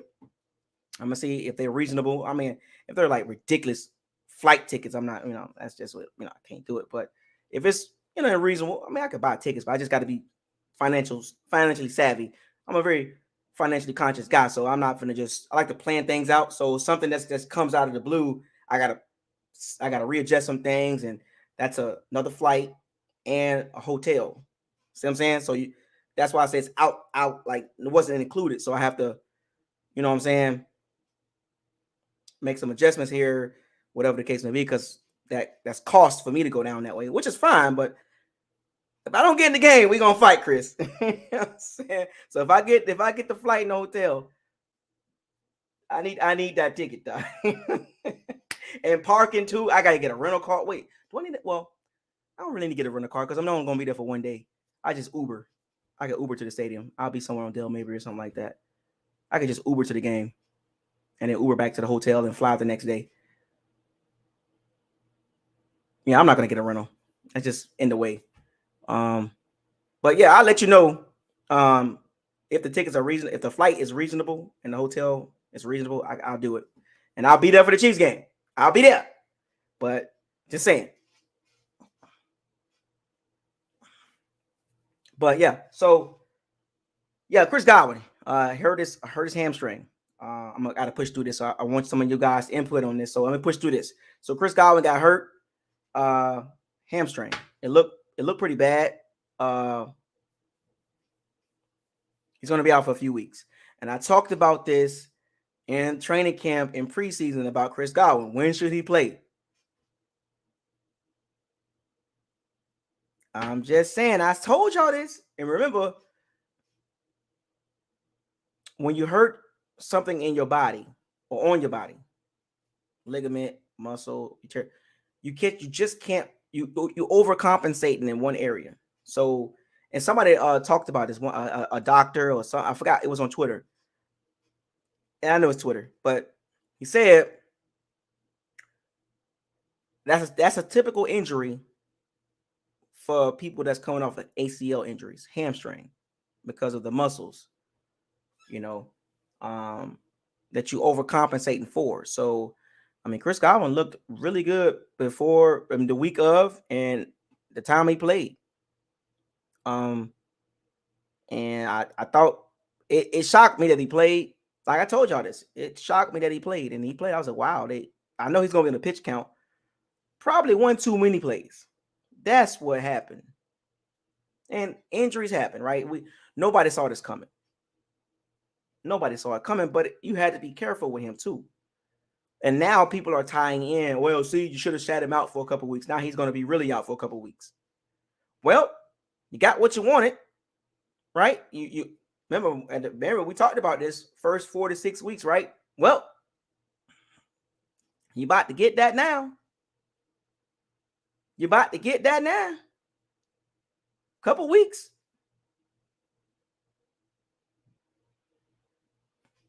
Now he's really going to be out for 4 to 6 weeks. And I said this. We don't need him. We didn't need him.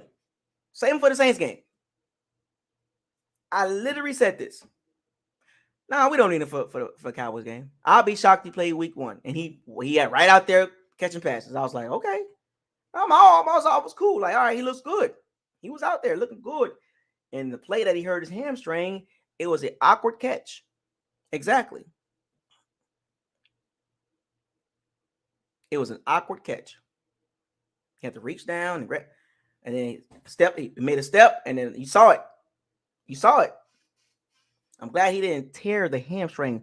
I'm glad he didn't tear it like full. Like, it might be a partial tear or a severe sprain, or grade 2 or grade 1 or grade 2 sprain or a tear. I don't know, but it did look good. And hamstring injuries are very tricky to deal with, especially for receiver, because you need your legs to run. You hear me? So he ain't playing next week. He ain't playing week 3. Maybe week 4. Maybe. And if I was the Bucs, I would make sure he 100%. So week 5, week 6 is when you might see Chris Godwin, in my opinion. I would really be safe with him. You gave that man a contract. That's one of your core members. Got to be careful with Chris Godwin, man. Got to be careful. Oh, we got Saints fans in here too talking noise. Y'all shouldn't be talking. Y'all should not. Well, look, a W is a W. I get it. Don't be talking like that. Don't talk. Don't let me get on y'all. I can break y'all game down too. But it's about the Bucs right now. But yeah, Chris Godwin, we're not gonna have him for Sunday. And I was more on the side of, let's just save him for the Saints game. Because we're gonna need him. We definitely gonna need him for that. That was my thing. I said, week 1, let's let him chill for a bit. Another week, another week. And then every week after week 1, all right, he was going to be on a snap count next week anyway. So what was the rush? I'm not saying ACL injury and hamstring tied together, but I'm just saying like how it all, you could, like, now people are connecting those two together. Like, see, you should have sat him out. Even though that both injuries have nothing to do with each other, like from a structural standpoint, from a body standpoint, the knee, hamstring, but it's all connected. It's all embedded system in your body. Everything's connected. But I'm just saying. Now you don't have Chris Godwin for a couple weeks. Now next week we got to play a team that's been scooping us up out of there quite a bit. And you need all the weapons you can get. Now, granted, we got depth there, which is the reason why we signed Gage and Julio Jones. But the interesting thing about it, I give you a little insight. When they both played on the Falcons, and the Saints played the Falcons pretty well. And if you go look at their stats against the Saints, Julio and Gage didn't really do much. So I'm just saying, It's not like they don't. It's not like Gage and Julio was brand new to the Saints. They're not. They're from the Falcons, so the Saints know about those dudes. They got tape on them, how they run routes and all that, and they got tape on our offense because of Jameis Winston. And I don't want to talk about that. Nope. I'll save that for Wednesday or Thursday. Russell Gage had 2 catches for 13 yards. $30 million. I know it's game 1, but I'm just saying it's a lot of money for 2 catches. $15 million a catch. Is what's wrong with your hamstrings, Russell Gage?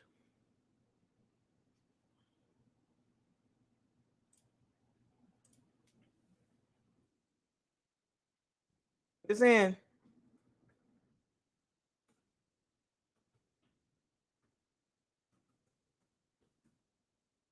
Russell Gage, man. Come on, dog. I need you to step up with them hamstrings, dog. We definitely don't need the hamstring bug.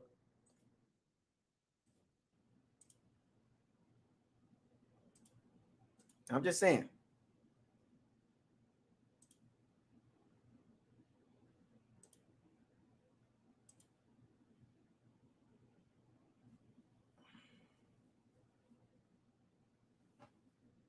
That 2 catches? That's what we doing? Be careful, folks. Injuries will hurt this team. I said the 3 things that can hurt this team, or injuries was number 1. Injuries was number 1. Rachaad White had 2 catches. He had a couple carries too. Didn't look good carrying the ball. He had 6 carries for 14 yards. He was doing a lot of dancing. Like he didn't know where to run at. And unfortunately, when he was time for him to run the ball, they didn't block. All 6 carries, they literally didn't block. They literally didn't block. For what I saw. And then he had 2 catches. So he got 8 touches for 21 yards. So he's the number 2 back. I called that too. He'll get better. Brashad Perriman. Scotty Miller didn't even play. Didn't even get a snap.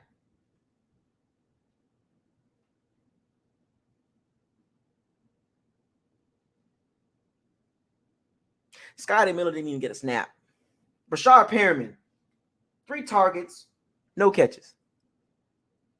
Why did we keep him again? Both of them. Special teams. Did anybody see Brashad Perriman on special teams? Did anybody see Brashad Perriman on special teams?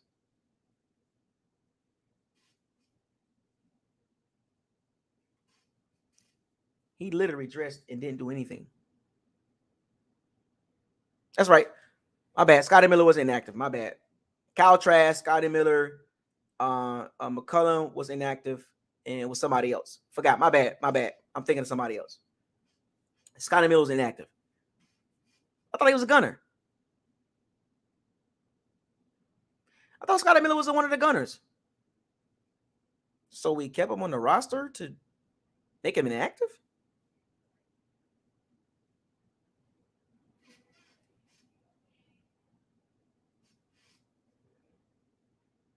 So we had Evans, Godwin, Jones, Gage, and Brashad Perriman active.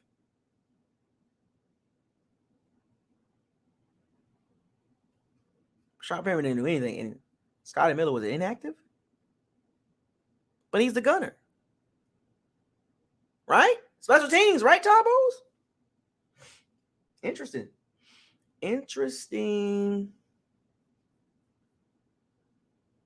Just saying.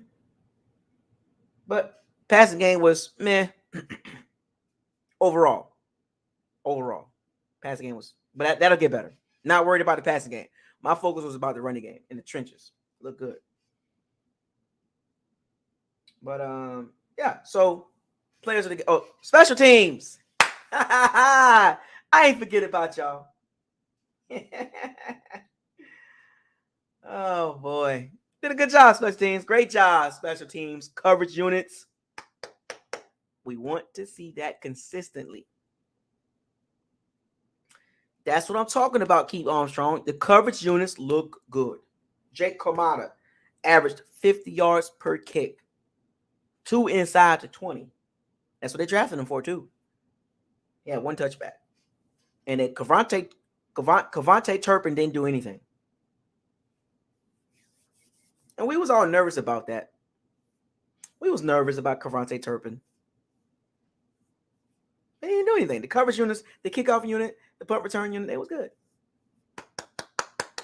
Yeah, keep on strong. I need 16 more games like that. Now there was a one punt that he got. It was running into the kicker. The Cowboys went after the block. It looked pretty close. Live, I was like, "Woo!" They almost got that one.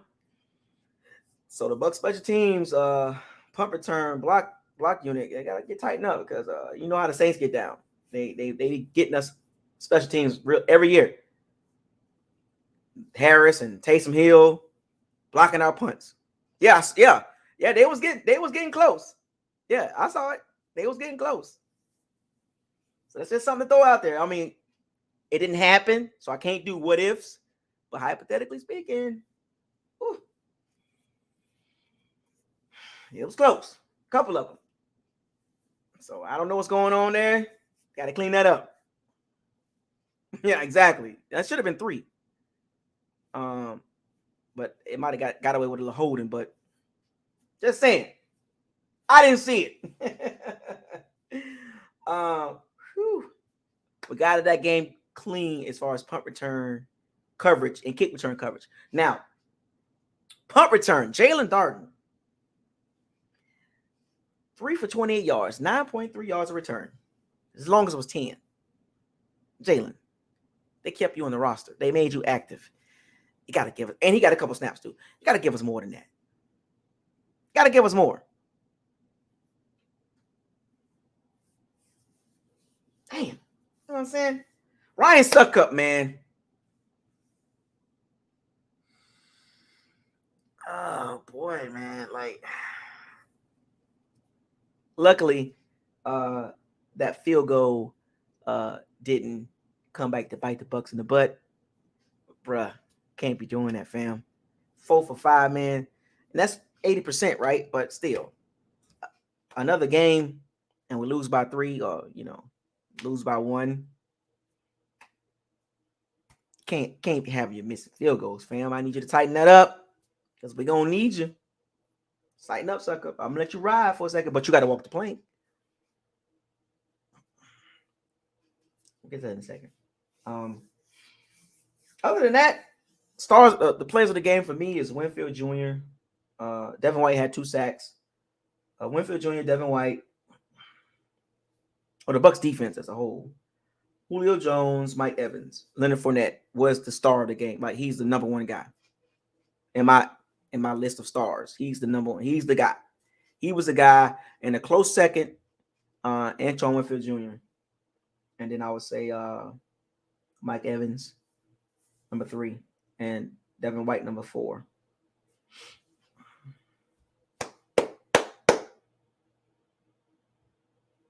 Vita Vea had a sack too. That was like a coverage sack. But yeah. So I'm about to bring y'all on. Let's talk about it. I want to hear what you guys got to say. Bucs win 19-3. Let's hear from you guys and what's your thoughts about the game. And do not bring up the Saints game.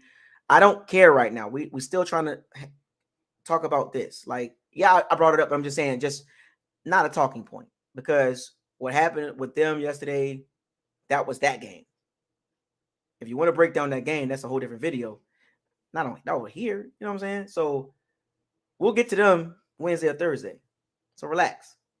I see some of y'all bringing up the Saints game like, oh, the Saints trash. And okay, you say they trash, but the results show different. Don't get mad at me. Get mad at the Bucs. Anyway, the link is in the chat room. Now, I don't know how I'm going to do this today. I don't know if I want to open up the locker room or I want to do one by one. we'll see how I feel. No, not how I feel. We'll see how the flow goes. Because I don't know if I want to open up to everybody because it'd be 1,000 people talking and I get annoyed. And they arguing and I don't know if I want to do that today. Maybe Wednesday. I don't know. We'll see. What's up, Grislow? What's going on? Hey man, I'm here. I'm back. You know what I'm saying? Had a great time. You doing ones or you doing multiple? I don't know yet. We'll see how this goes. Okay. So how's Dallas? Great, man. It was great. It was great, man. I had a great time, man. I had a great time. Trust me. The stadium looks really good though. Yeah, it was beautiful weather. The people was nice, man. The food was good. I'll be back. You know what I'm saying? What'd you think of when our punter kicked that into the scoreboard? Yeah, that whole sequence was weird because it was a penalty and they kicked the ball on the scoreboard and another penalty. It was like it took forever for that whole punt to happen. Yeah.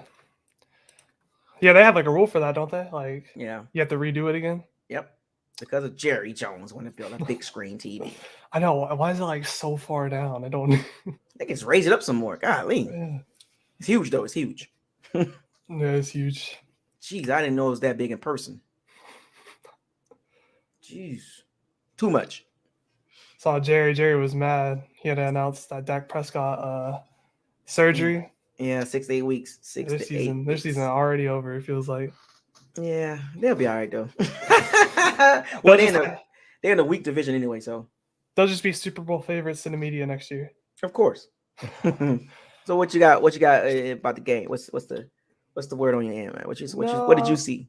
I actually really did like the special teams, aside from like that one kick that we missed. But like other than that, like I did not expect that, especially that dude. That their punt kick returning and all that hype in training camp. I legit thought we were gonna let up a touchdown. I know because our special teams, man. I understand. Trust me, I'm with you.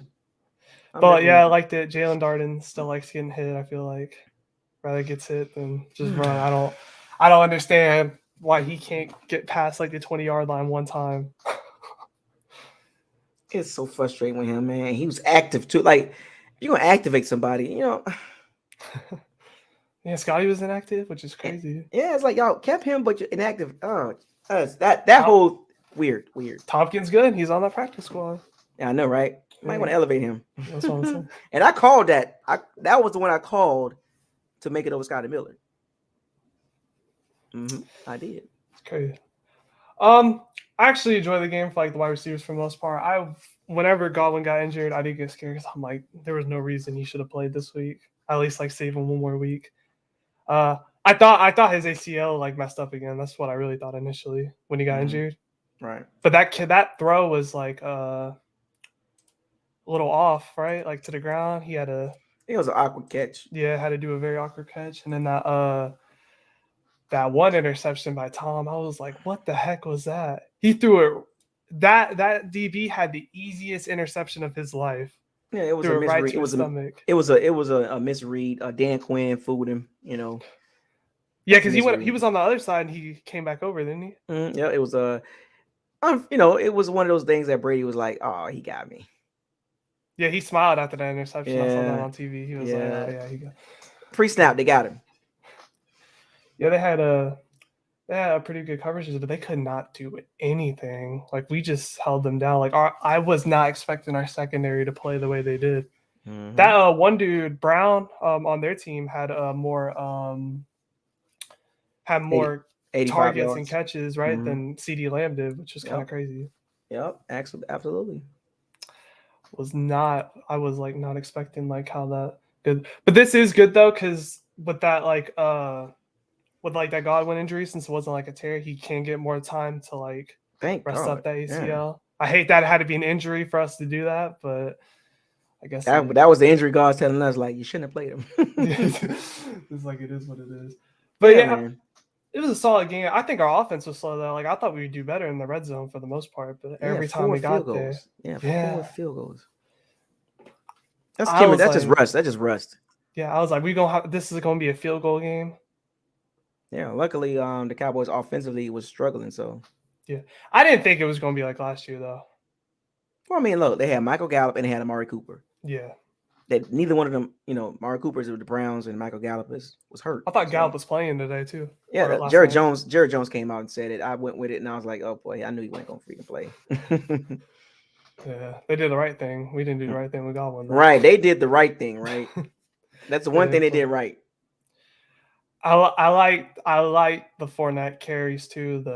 A lot of carries. We actually balanced the run game. Todd Bowles said it wasn't more so balancing; it was more so taking what Dallas gave them, which I understand because every time we ran, it was like more than 5 yards. It felt like. Yeah, why not? Just keep running. Like, see, Bruce Arians would go like, "Oh yeah, let's just throw the ball now because we ran the ball." Yeah, he'll be like, "We'll run twice, and then we'll throw 15 times, and then we'll run 2 more, and then that's our game plan." It's like so. Todd Bowles is showing the difference already. Yeah, Todd Bowles is, and how you think Byron's doing these calls? 33 runs, 27 throws. I mean, you tell me. That's pretty much clear what Todd Bowles was like. Look, that was good because I don't know if Brady's arm can make it 50 a game this year. He's not going to get 5. No, I don't see 5,000 yards this season. Yeah, no, there's no. Probably like 4,000, 4,500, probably somewhere around. Yeah, somewhere there between. I would say between 42 and 47. Yeah. Touchdowns wise, he'll probably reach 30 easy. I mean, I would say he'll reach 30. He'll be over. He'll be plus 30. I would say that. I would say plus 30. Yeah, he'll have good numbers. Probably won't be in the MVP race though. I don't think. I don't think that's a concern now. Yeah, I don't think that's. He's not chasing records. It don't look like. No, he's trying to go out with a bang, right? Yeah, not like Patrick Mahomes. You saw. I'm just saying. Well, it's like Tyreek Hill. Oh, it's no Tyreek Hill. Okay, I told y'all. But yeah, they played solid. I was pretty proud of Gedeke. Really showed out there. Preseason got beat a lot, but he kind of corrected it for the most part. But like you said, their D-line, outside of DeMarcus Lawrence and Parsons, I didn't know any of the other names. Yeah, it was like, I didn't see Lawrence at all, though. Like, I knew he was on there, but I didn't really like... He showed up early, and then he was going against Tristan Wirfs. That's what happened. Going against Tristan Wirfs. I saw Shaq Mason get beat like one time, and he didn't get beat anymore. Yeah. He's, like I said, when he gets... He's only 6'1" for he's like 6'1", 306 pounds. So he's really good with leverage. But once he goes against like powerful D tackles, that tends to be it's issue right there. Yeah, and then Parsons got in his feels after the game, and then Leonard Fournette called him out on it after that block. Everyone's like, "That's illegal. You shouldn't do that." I mean, I get it. I mean, you're engaged because you got to think about it. Like that's like the chop blocks. If you're engaged, with if a lineman's engaged with a D lineman, you can't engage with that D lineman because you got a 300-pound man in front of you. You can't really right. So I understand what Parsons saying because I know it hurt. I know it hurt. Yeah, I had it. Yeah, especially those hits hurt the worst when you're not expecting them. Right, and he was coming full force too. He knocked Josh Wells back easy. It's like Leonard Fournette had a mission right there. He won. Yeah, he knocked Josh Wells back like off the initial push. Josh Wells was 2 yards back. I was like, oh Lord, please don't Josh chip Wells that probably dude. shocked. He was like, what? chip him. It was crazy though. I was like, Wells coming in, like Wells obviously isn't as good as Smith is. Like we all know that Wells is kind of trash. But Smith before his injury was getting beat. I know. I saw it. Micah Parsons was starting to find a rhythm with. You start figuring him out. Yeah, I told you when he plays against elite pass rushers, he is. Because I think like in the beginning they lined up Parsons against Tristan Wirfs. It didn't work. He wasn't having none of it. They were battling too. I saw it. They were battling. Yeah. Parsons was like, no. Let me go over to the weak side, bro. And Donovan Smith, man. I told y'all against a regular guy, he looks top level. Against an elite pass rusher, it's like,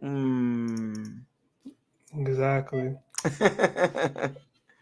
So, but I hope he gets better because we're gonna need him. But I don't know. Like, obviously, of course, like I would want him to play this week. But if he needs like one more week, I can understand. Because I remember when you remember when Mike Evans hyperextended his knee on that field. So, but I mean, he played the next game. So, yeah, I guess it just all depends on the pain. Yep. And how he's feeling, but pretty solid game. Their defense was insane. Like I was not expecting that at all. Like I said, it was more of our defense, but you got to throw in the fact that Dallas just didn't have the skill position guys to compete. You got to have some guys, man. They ain't got no guys, man. I did tweet out to Cowboys fans. I'm like, when's it gonna start being Dak's fault? Because that game he didn't. I swear they blame Jerry and everything, but Dak gotta have some part of it. Oh yeah, you gotta take some blame. Because he wasn't doing anything before he was injured. I guess he injured something in practice. I guess his thumb. Well, yeah. He had injuries coming into the game anyway. So. Yeah, he had injuries. So I guess he might have not been 100%, but I think Carlton did really well. I think I liked his you saw the celebration. Mm-hmm. He just started digging the shovel now. Yep. It's nice. Put him in the hole. Antoine. I'll be honest real quick. Okay. I didn't think Jamel Dean was gonna be all down the outside. I was an SMB guy, but I'm glad I got proved wrong. Well, I didn't want SMB in the slot. I wanted SMB on the outside. I wanted to see him on the outside. Well, we're not going to see that because Jamel Dean's outperformed them. But I just wanted to see SMB on the outside for one game just to see what happens. But if Jamel Dean keeps playing like that, I'm good with it. Absolutely. They're going to have a tough battle next week. I know you said you didn't want to talk about that, so I'm not going to go into that. But I had to time out some Saints fans in that chat room. I know. I get it. Downeygate. Oh my god. I get it.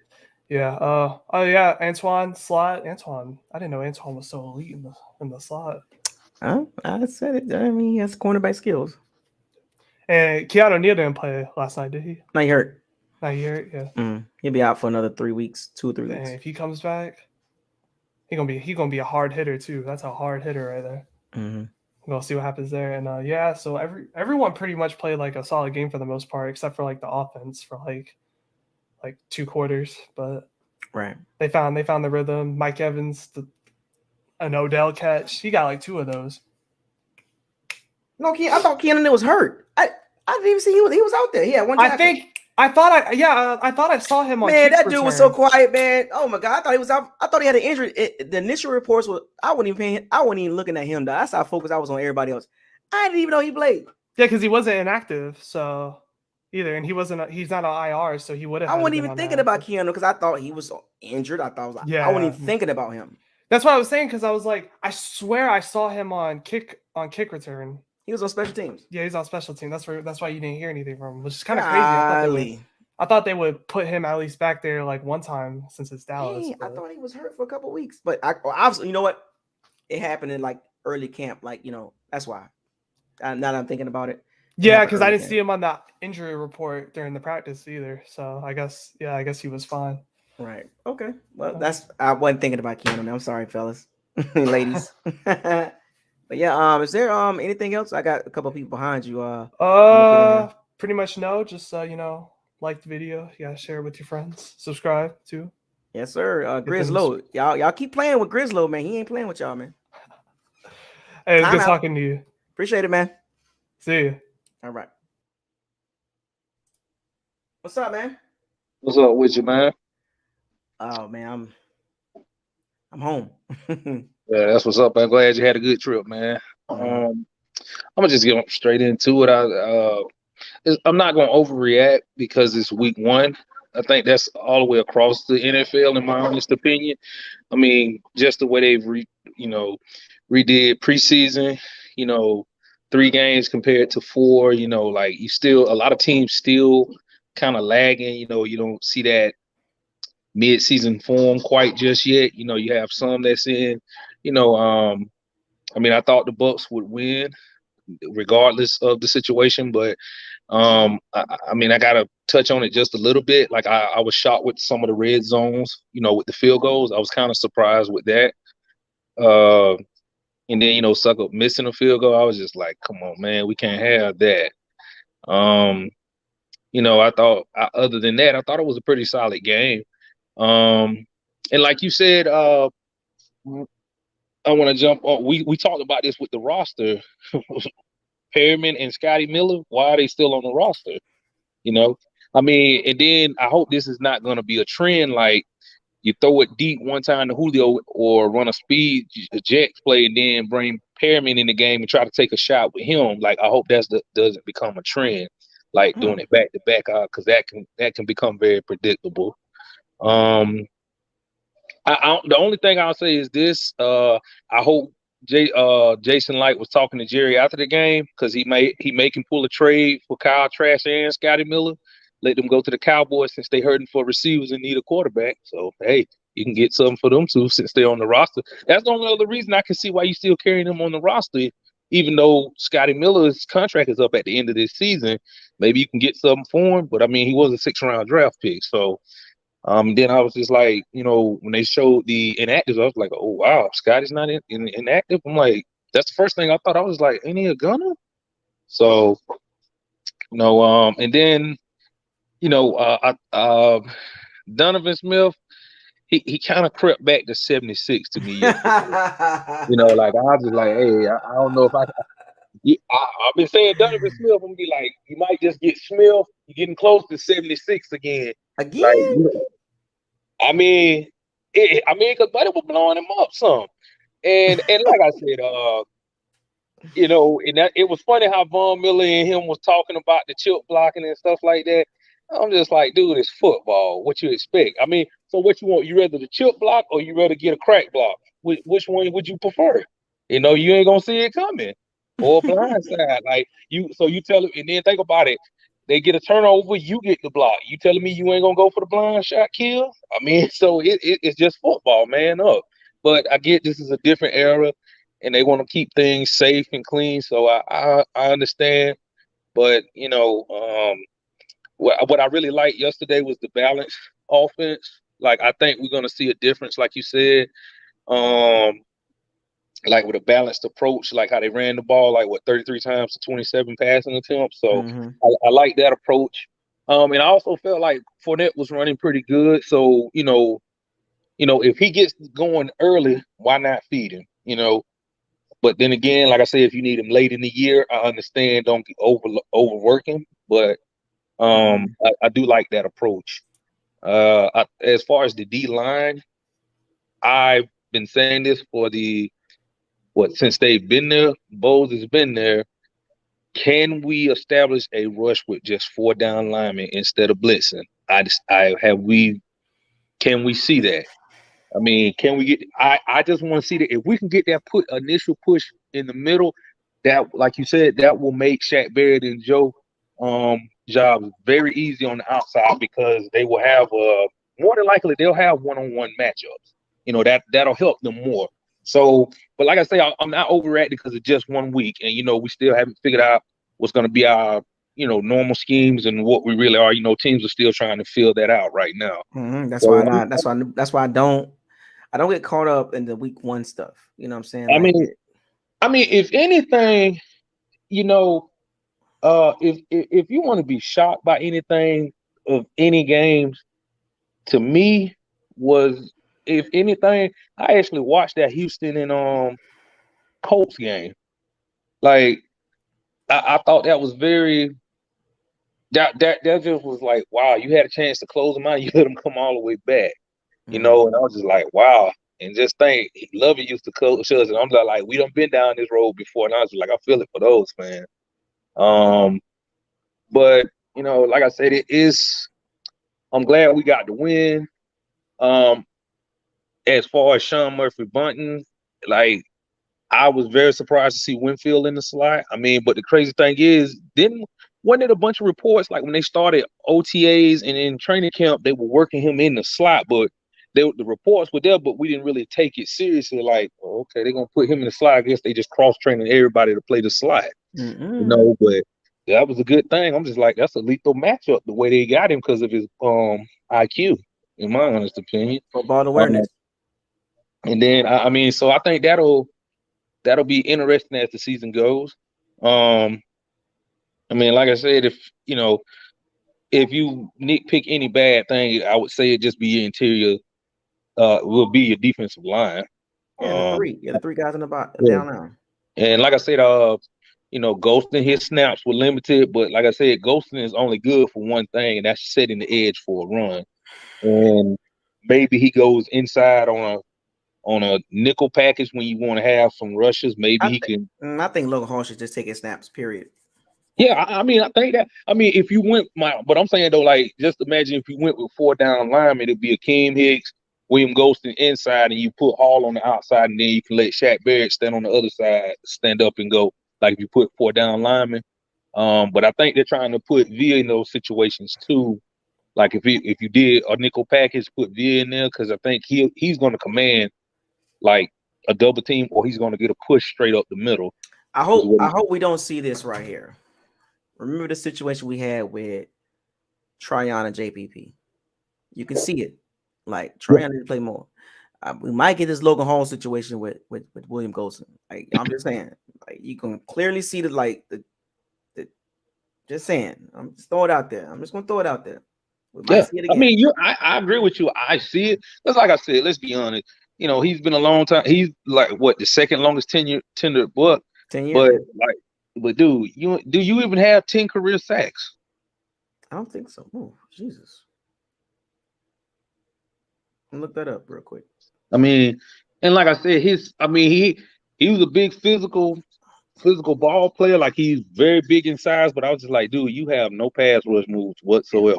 At all. I mean, like in this age now, if you're a defensive end, there's no way you can be able to have the ability to pass rush. He don't have it, man. He don't have it, man. Like you don't have no move. I mean, even if you were just if you could bull rush, even that, like, I mean, most of his highlights that I remember when he gets a sack, it's just like the quarterback trips and falls and he falls on him, or so 19 and a half career sacks, 10 years, 19 and a half. Divide that up. That's 2 sacks a year. Jesus. About 2 sacks a year, if that. That's no pass rush. Yeah, pretty much. And like I said, the linebacker, like, you know, eventually it's gonna come a point where Devins need to start covering somebody, like, instead of spying, or they kind of kept him in that same role. But eventually, can he take over the role? Can he? I mean, I don't like you. I would like to see him. Will he ever match up with a running back in certain situations, or would they just continue to just let him be a blitzer? Because they may like that was the reason why he was drafted, because of his speed. They think he had good coverage, but I'm just like, you know, he takes bad angles. So, I mean, eventually that's going to have to get fixed. You know what I mean? So, right. And then, like, I don't know what it is about when he tackles, like, he just like to slam people to the ground. Like, I'm just like, man, just wrap up. You know, so, you know, overall, I thought it was a good game. You know, we got the win. That's all that mattered. You know, and like I said, everybody was talking about, like, that first drive, how Dallas drove the ball. Like, they was just filling them out. Like, you know, CeeDee Lamb, he's clearly not a number one. I know everybody's trying to say, oh, you need to blame Dak and everything, but I'm just like, you know, Jerry decided to get rid of everybody, so you gotta take that into consideration too, you know. Cooper, you got rid of Cooper and Cedric Wilson. Yeah, so I mean that's got to count for something. You let him walk because you ain't going to pay him. Yeah, but at the same time, I do feel like this: if you're a highly paid quarterback and you consider yourself elite, you got to be able to be productive. You know, an elite quarterback without no talent or anything around him can still lead his team to 6 or 7 wins by itself. That's what elite is to me. Right. But other than that, I'm just glad we got the win. Like I said, man, I did not think Chris Godwin was going to play. So when I saw the reports that he's going to be active week 1, my mouth literally dropped. I was just like, y'all actually going to let him play? And so I just immediately thought, like, okay, if you play, maybe get 10 snaps or something like that. And then, you know, he got that first catch, you know, he got a nice little, it was 23 yards, if I'm not mistaken, or something like that. I said, okay, all right, but keep him on a pitch count. That's how I felt. Don't make him do nothing too rough, like overwork him. Just, you know, each week his pitch count would go up is what I thought they would do. And then for him to get hurt, because like I said, for a minute, I was like, dang, he done hurt his knee again, you know, because it was just awkward. So, you know, I was just concerned about that. But, I mean, how can I say this? I feel okay with the depth that we do have at wide receiver, but anybody could go at any time. Anybody hamstring could go out. You know, not saying that's gonna happen or anything, but we'll just see. And what did they say was wrong with Donovan Smith? Hyperextended elbow. Like, did they say how long he would be out, or is it just day to day? Yeah, it's pain tolerance. They just Tabo was like, he's just gonna see come, Friday. Can he play? Most likely. So it's gonna be hard to play if he ain't got no push with that elbow. That's got to play in Marcus Davenport, but that's not. I'm not even gonna do that. No. I mean, I'm like this. I'm just solely focused on just closing out week 1. Mm-hmm. That interception Brady threw, I was just like, I couldn't believe he threw it, because I was like, I'm like, damn, you threw it right to the man. It was low, but I think it was low. It was a low throw too. But the crazy thing is, the defender. I think the defender was more shocked than Brady that the ball came to him, because he ain't like, wait a minute, what I'm supposed to do when he caught it and fell to the ground? He kind of like, wait a minute, what am I supposed to do? I got an interception, Right. So, but outside of that, good win. I know they're probably gonna, get more in sync. Going into the next few games, like we're still. I think we have an idea of what we want to do, but what's our true identity is going to be? Are we going to be a balanced team, or are we going to be able to, or we just going to air it out, or are we just going to be like, hey, if we need to air it out, we're going to do that. Hey, we get the running ball early and it's successful, and y'all can't stop it. We just going to run it down and throw it all day. Mm-hmm. If we become that team, I think we'll definitely be hard to beat. So, but that's it for me, man. Week 1 is in the books, and it did what they were supposed to do. Appreciate it, man. We're gonna talk again Wednesday or Thursday about the other team. Hey, did you do walking the plank, man? Because I didn't see that. No, I ain't do it yet. Not yet. Oh, you didn't did it yet? Mm-mm. Oh, okay, I'll be looking out for it. All right, man. I'm just curious who you got for this game. Really, I don't know who you could pick except the kicker. So I'll just when you post that, I'll be ready for it, because I always get a laugh out of that. All right, man. Appreciate it. All right, take it easy. All right, we got Eli, then we got Norm. What you got, Eli? We got somebody behind you too. So what you got? I guess Eli, you there? Hello. Okay, we'll move on to the next. Got Norm. What's up, Norm? What's happening, man? What's happening? What's happening? I'm here, man. What you got, man? Listen, when I was watching that game last night, we look real good.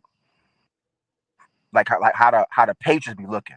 How they just play dominant defense and just run the ball. I see what Todd Bowles and Brian Leftwich trying to do this year. I like it. We don't need. I mean, it's gonna be games where Tom Brady gonna have to throw for 300 plus yards, 3-4 touchdowns. But versus these stacked defensive lines we play, pound that ball. Use Leonard Fournette. Absolutely. Use Leonard Fournette. And if that defense can continue to play like that, I mean, of course, we're not going to hold every team to 3 points, of course, but if we can hold them to that 10, 15, under 20 points, it's going to be a good year. Right. No, look, and every week it's a lot of parity in the NFL. It's hard to game plan for teams every week and stay consistent. Right. There will be some games, and we'll even go further down the breakdown. There will be some series or some halves be like, what are we doing? That's just part of the game. Like, because week in and week out, there's no perfect team in the NFL at all. There's zero team that's perfect in the NFL. I don't see one. They can hype up the Bills all they want to, but they're not perfect. But it's just having enough consistency week in and week out, win or lose, because that's just the way it goes, right? It's just having something to build on, win or lose. That's what you need to stay competitive, and to get to that 10 plus win mark. You got to be more consistent than off, basically, right? So this game, you could tell it was rust. You can tell on the passing game it was rusty. Right. I think the defense is way ahead of the offense right now. Right. Lotto, But you can see also, who got all the work. I also, if you notice too, I also seen Byron Leftwich and Ty Bowles make adjustments. I like the adjustments they was making offensively and defensively.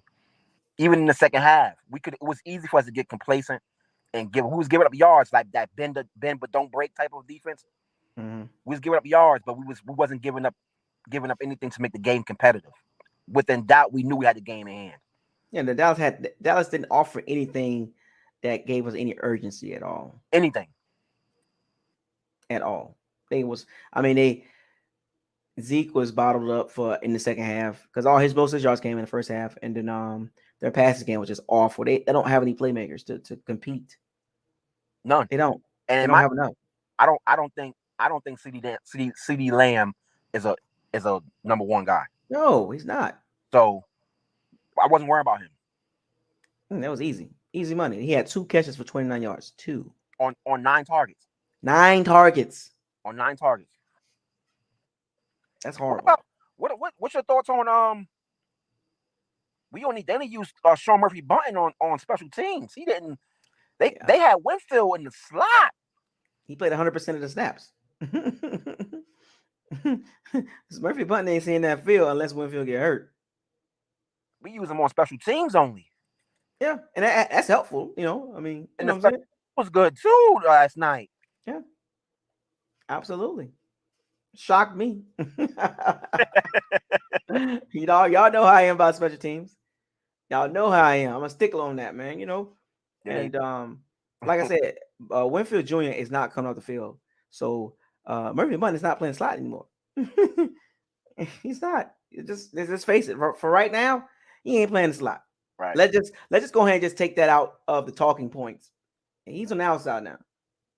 If I had to take being critical of the defense, I don't know what Jamel Dean got to do, man. It's like he playing with boxing gloves on. He can't catch for nothing, bro. Oh my gosh, his hands is horrible. Yeah. Carlton Davis getting like that too. Where, bro, catch the ball. We had 4 interceptions I counted last night easily. Yep. Easily. I called it. I shouted it out loud in front of 100 Cowboy fans in my section. That should have been 4 picks. Easily 4. They can't catch. They out there playing with boxing gloves. He said boxing gloves. Hit him in his hand too, though. Like, God dang, what? Like, what? Devin White hit him in the hand. What do we got to do? And Jamel Dean looking around like, what you looking at? Catch the ball. Oh my God.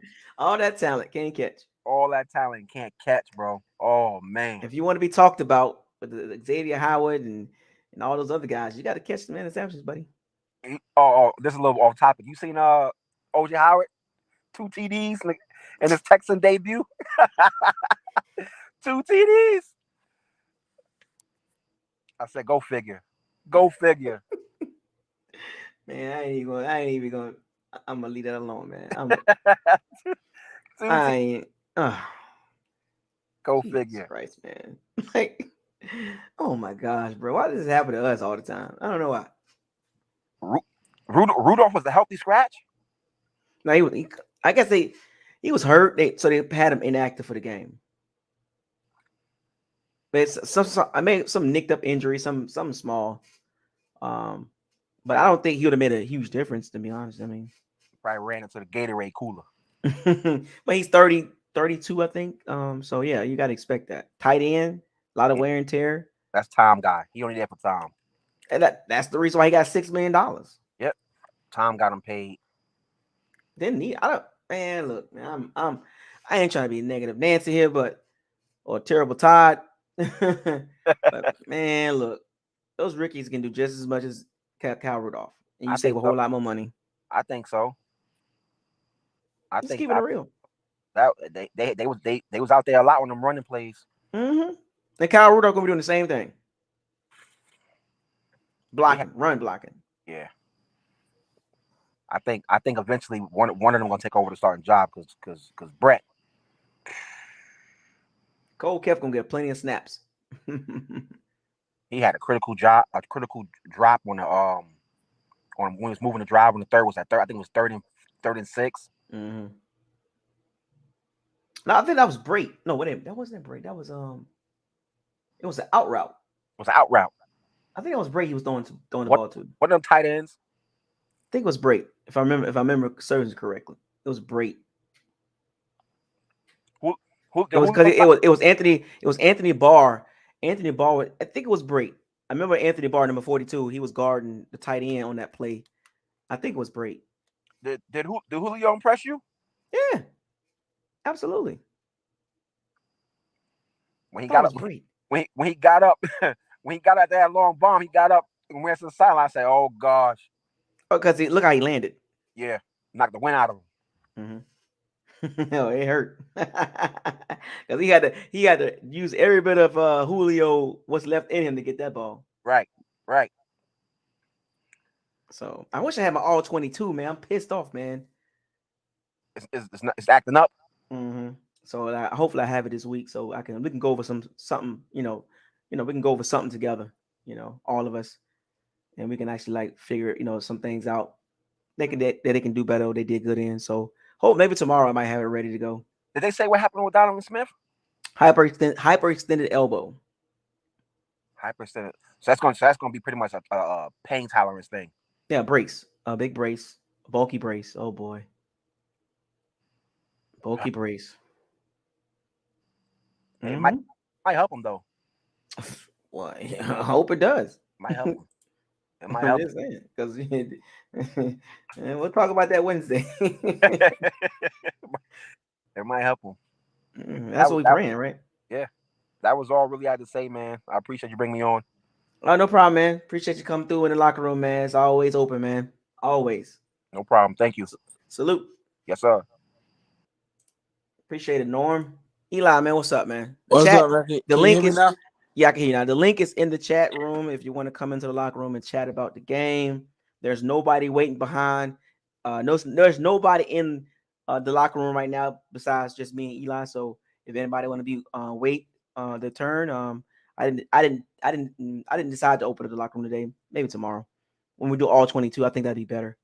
That's the reason why I didn't open up the locker room. I think all 22 we can all come in and chat on. I can slow some things down and y'all can see some things. So yeah, what you got though?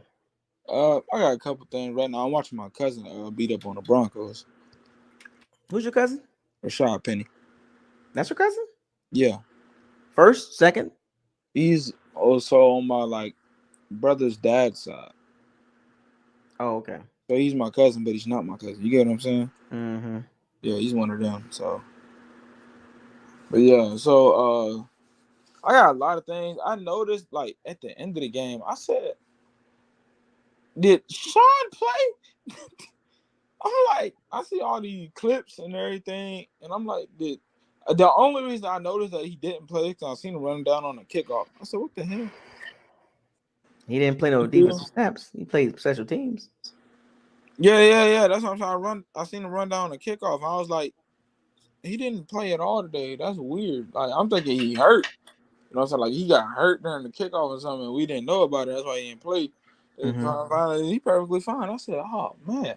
I was wondering why. I'm like, why is Winfield in the slot? Is he blitzing? I'm like, what is going on? So it's like, so now I know my boy not going to be in the slot no more. He's probably going to be the odd man out, get cut next year.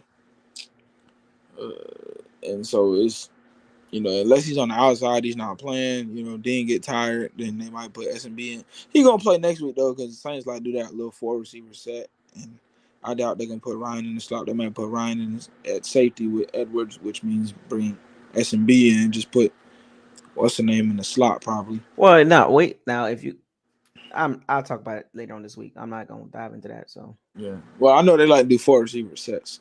So they did it a lot against the Falcons. I noticed that. My biggest takeaways was our defense just looked good. I know the Cowboys was just bad, but our defense looked real good. That's what I haven't seen a defense like that, and we allowed the least amount of points in the whole week one. Can you believe that? 3 points. Dallas Cowboys and the horrible offense. Yeah, but still, the Jets scoring more than the Cowboys. I'm just saying. Yeah, they got weapons. Jets got weapons. Yeah, they do. They just don't got anything else. Right. But yeah, man, I don't know. I was just happy to see that, man. And then plus, living in a house with with a Green Bay Packers fan, he talking crazy. You know, he had there to tell me today. He said he had the Falcons beating us twice, and the Browns, but we beat the Saints and the Chiefs. How the hell that makes sense? Look, man. Mhm. It is what it is. When Like, we get there, we'll talk about it. Yeah, I ain't gonna worry. But nah, though. Yeah, we look good defensively. Some things we gotta shake out. I wish just I don't know. We could just get sacks mostly with that. If I see 4-5, we got a little horse celebration one more time, man, and he the only one getting back there. You know what I'm saying? This is cool, but I want to say our home guys, them 3, 4, 5, however many people you see before you see them, the two middle linebackers. Let them get all the pressure because I want Levante and David to turn. I said Levante and David, Levante and Devin to turn into more. Well, I know Devin is. I mean, Levante is already kind of that he can do both, stop the run and pass. But I want to see them more as drop back linebackers, like they can line up like if in the blitz and drop back and pick something off like a Fred Warner or something like that, because Fred could do both. If they could even both be even half of what he is, a Darius Leonard, that's scary right there. You know what I'm saying? Right. Because it's like, because we've seen Devin make those shoddy plays where it doesn't look like he's anywhere near the ball. Next thing you know, he picks the ball off. Like we saw in the Saints game, we saw in the Super Bowl against the Chiefs. You know what I'm saying? He should have had a pick 6 last night, but those Jordan gloves get tricky sometimes. Right. Yeah, man. Other than that, though, it was good. The only thing I didn't like from the offense was why every time we got close inside the red zone, they took all the big body receivers out. Did you notice that? No, It was a couple. Evans was in there. No, I'm the one where Brady got sacked. The lineup was I think it was Perriman. Darden was out there. I It was think Darden, Perriman, Johnson, and somebody else. I'm like, where is Mike at? And where is Julio? Like these boys 6'5", 6'4". That should be automatically the next play they came in though. So yeah. And then I seen another one where I think it was before the half we were trying to get down there and score. I think a touchdown, right? And I think he threw it to Perriman and Diggs was on Perriman and he knocked the ball away. I'm like, why was that not Mike? Why was Mike not on the field? Like that confused me a lot. I don't know why Ty Bowles thinks that they're gonna expect Mike to get the ball, so we're gonna go a different personnel package. I'm like, you still gotta stop him even if he is on the field. You get what I'm saying? So I don't know. That just kind of confused me last night. Cause I'm like, I feel like our field goals could have turned to touchdowns if we had our main big body pass catchers on the field. Because it's hard to stop. Can the men rest? I mean, God. They rested for that drive, but I'm like, in that situation, if you're gonna take a shot at the end zone first try, put them in, try it. If not, then take them out. Then right, you know what I'm saying? Yeah, at least give them one play.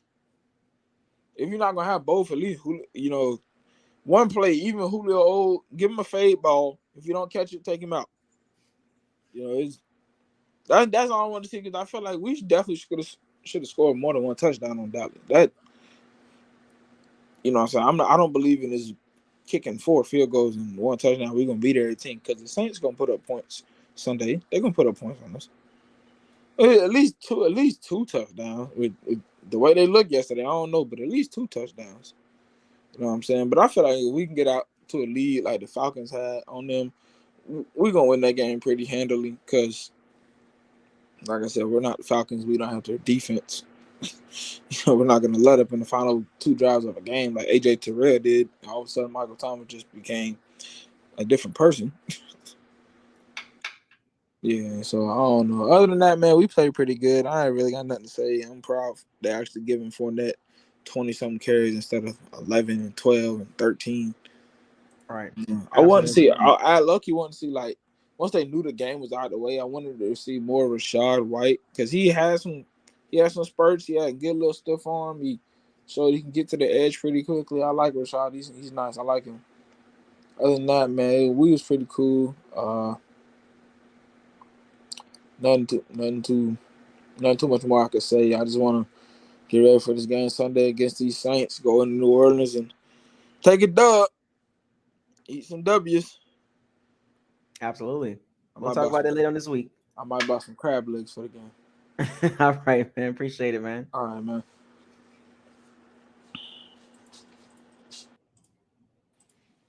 What's happening, man?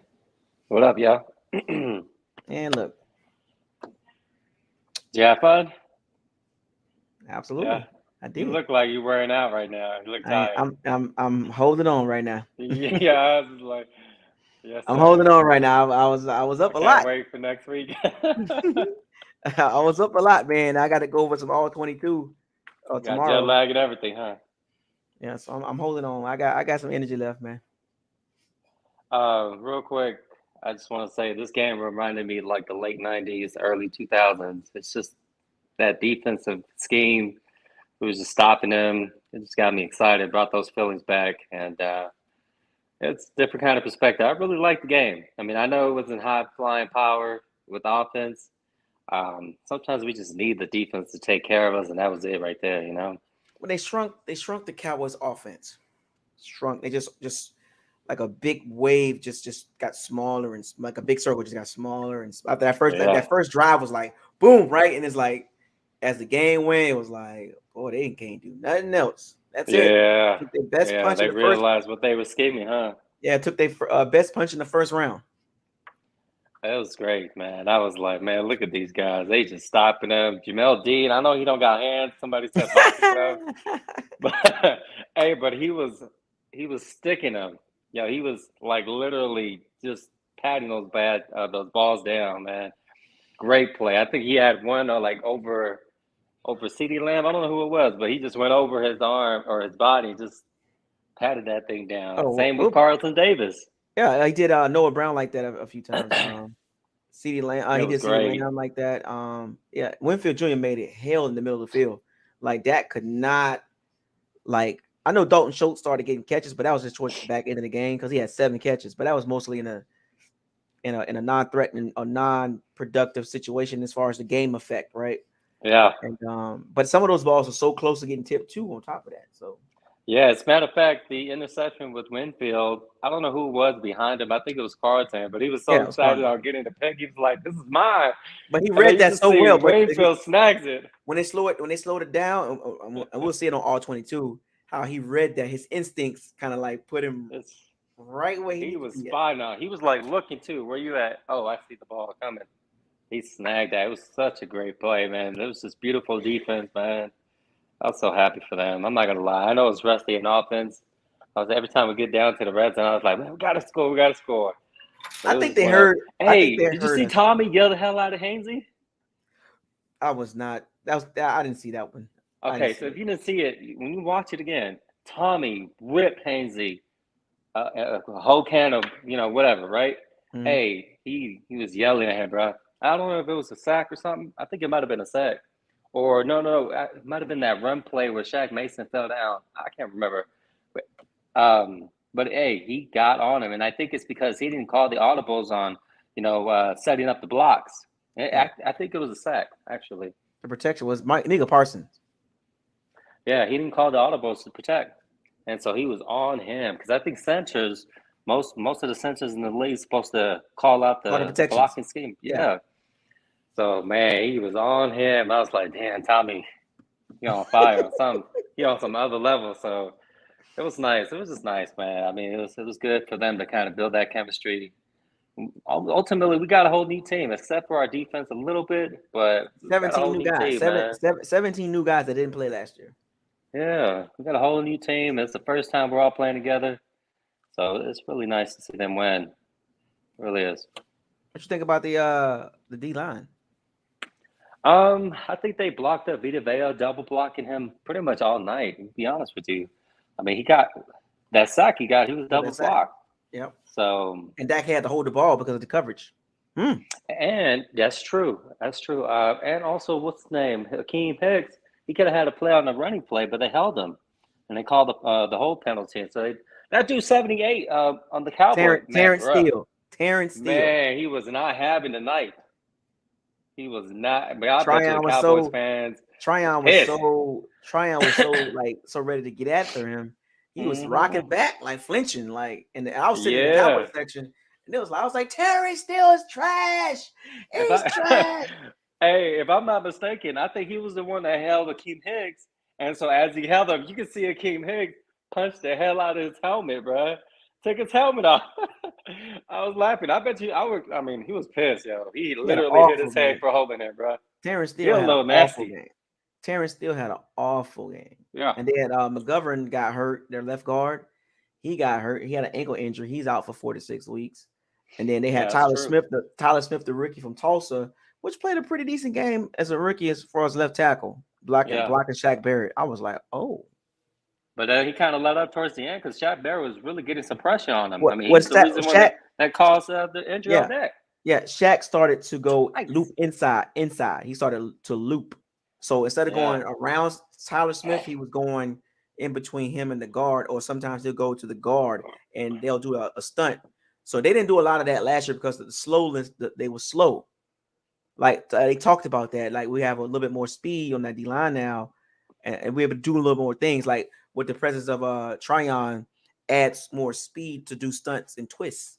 Yeah, so Barrett was doing that quite a bit. That's because he stopped going around. He was like, let me just start looping inside. It made sense. It worked. Yeah, because Tyler Smith was handling, some plays. I was like, it's a rookie. But you got to remember too, a lot of times we didn't get the pressure we wanted. It's because their scheme for the offense for Dallas, it was quick throws. They were trying to get that ball out. Well, they had some plays called. From what I saw, they had some plays called, but Dak, for some strange reason, he just was not playing good at all. Like he didn't see the field. He didn't see the field good, and that's credit to the scheme that they were doing. They tried to take some shots and they tried to push the ball. Dak wasn't seeing the field at all. Like they was booing him. They threw trash when he got hurt. I can't believe that. Yeah, they was throwing trash at him. All the Cowboys fans I know love Dak. I mean, I'm surprised they drew that. They was booing him. They were That's booing crazy, him. man. They were throwing literally. Oh, I was like, oh Lord. You're about to get kicked out. You'll never be able to go to the game. That's how it's going to be for that stadium, man. This how desperate the Cowboys fans were. Any little thing Cowboys did, they was just, I'm like, it's a 3-yard game. Like, y'all reaching to for hype that? Themselves up? Yes. That's crazy. It was bad. My lady's niece actually went to that game. I was surprised. I didn't know that. But they was at the end zone. Had some good tickets. But, yeah, man, they're Cowboys fans too. I bet you they was pissed, bro. I don't know. It's bad night for them. Bad season. Yeah, Dak hurt for 6 to 8 weeks, so you pretty much can chop that up. The backup quarterback did way better than Dak, in my opinion. Yeah, in a way, yeah, he kind of did. Yeah, I mean, he was slinging it at least. Dak, I don't know what he was on, bro. I mean, that's just that you said it yourself, front runner. So it is what it is. Told you. I want to bet against my brother-in-law. So he a Cowboy fan. So I definitely want some money on that.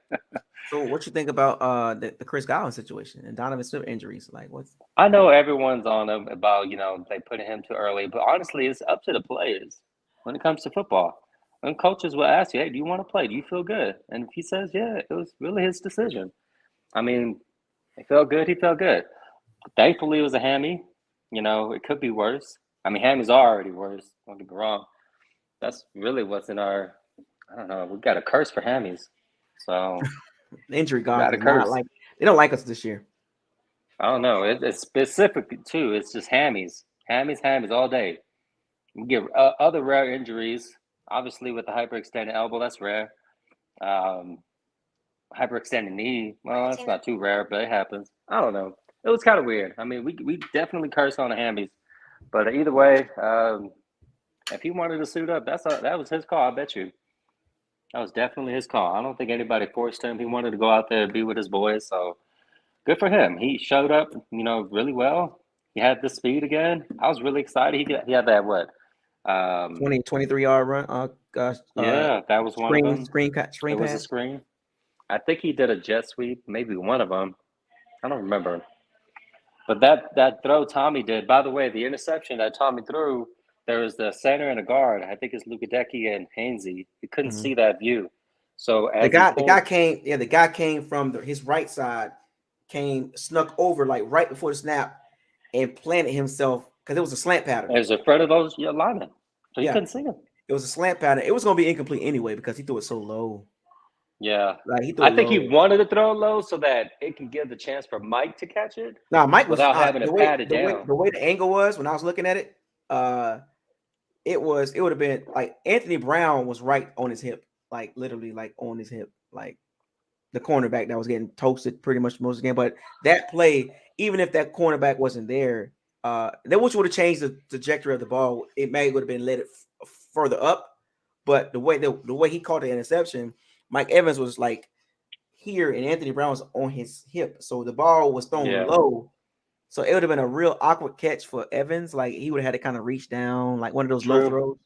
So yeah, but Tom, for some reason, he be doing that stuff, man. Like he was just throwing it like too low, and I think he does it on purpose at times. I don't know if it's like a straight power thing or a noodle arm thing, but I think he does it on purpose so that it can give the benefit of the receiver to be able to make the catch and then not, make it harder for the cornerbacks or whoever the DB is, right?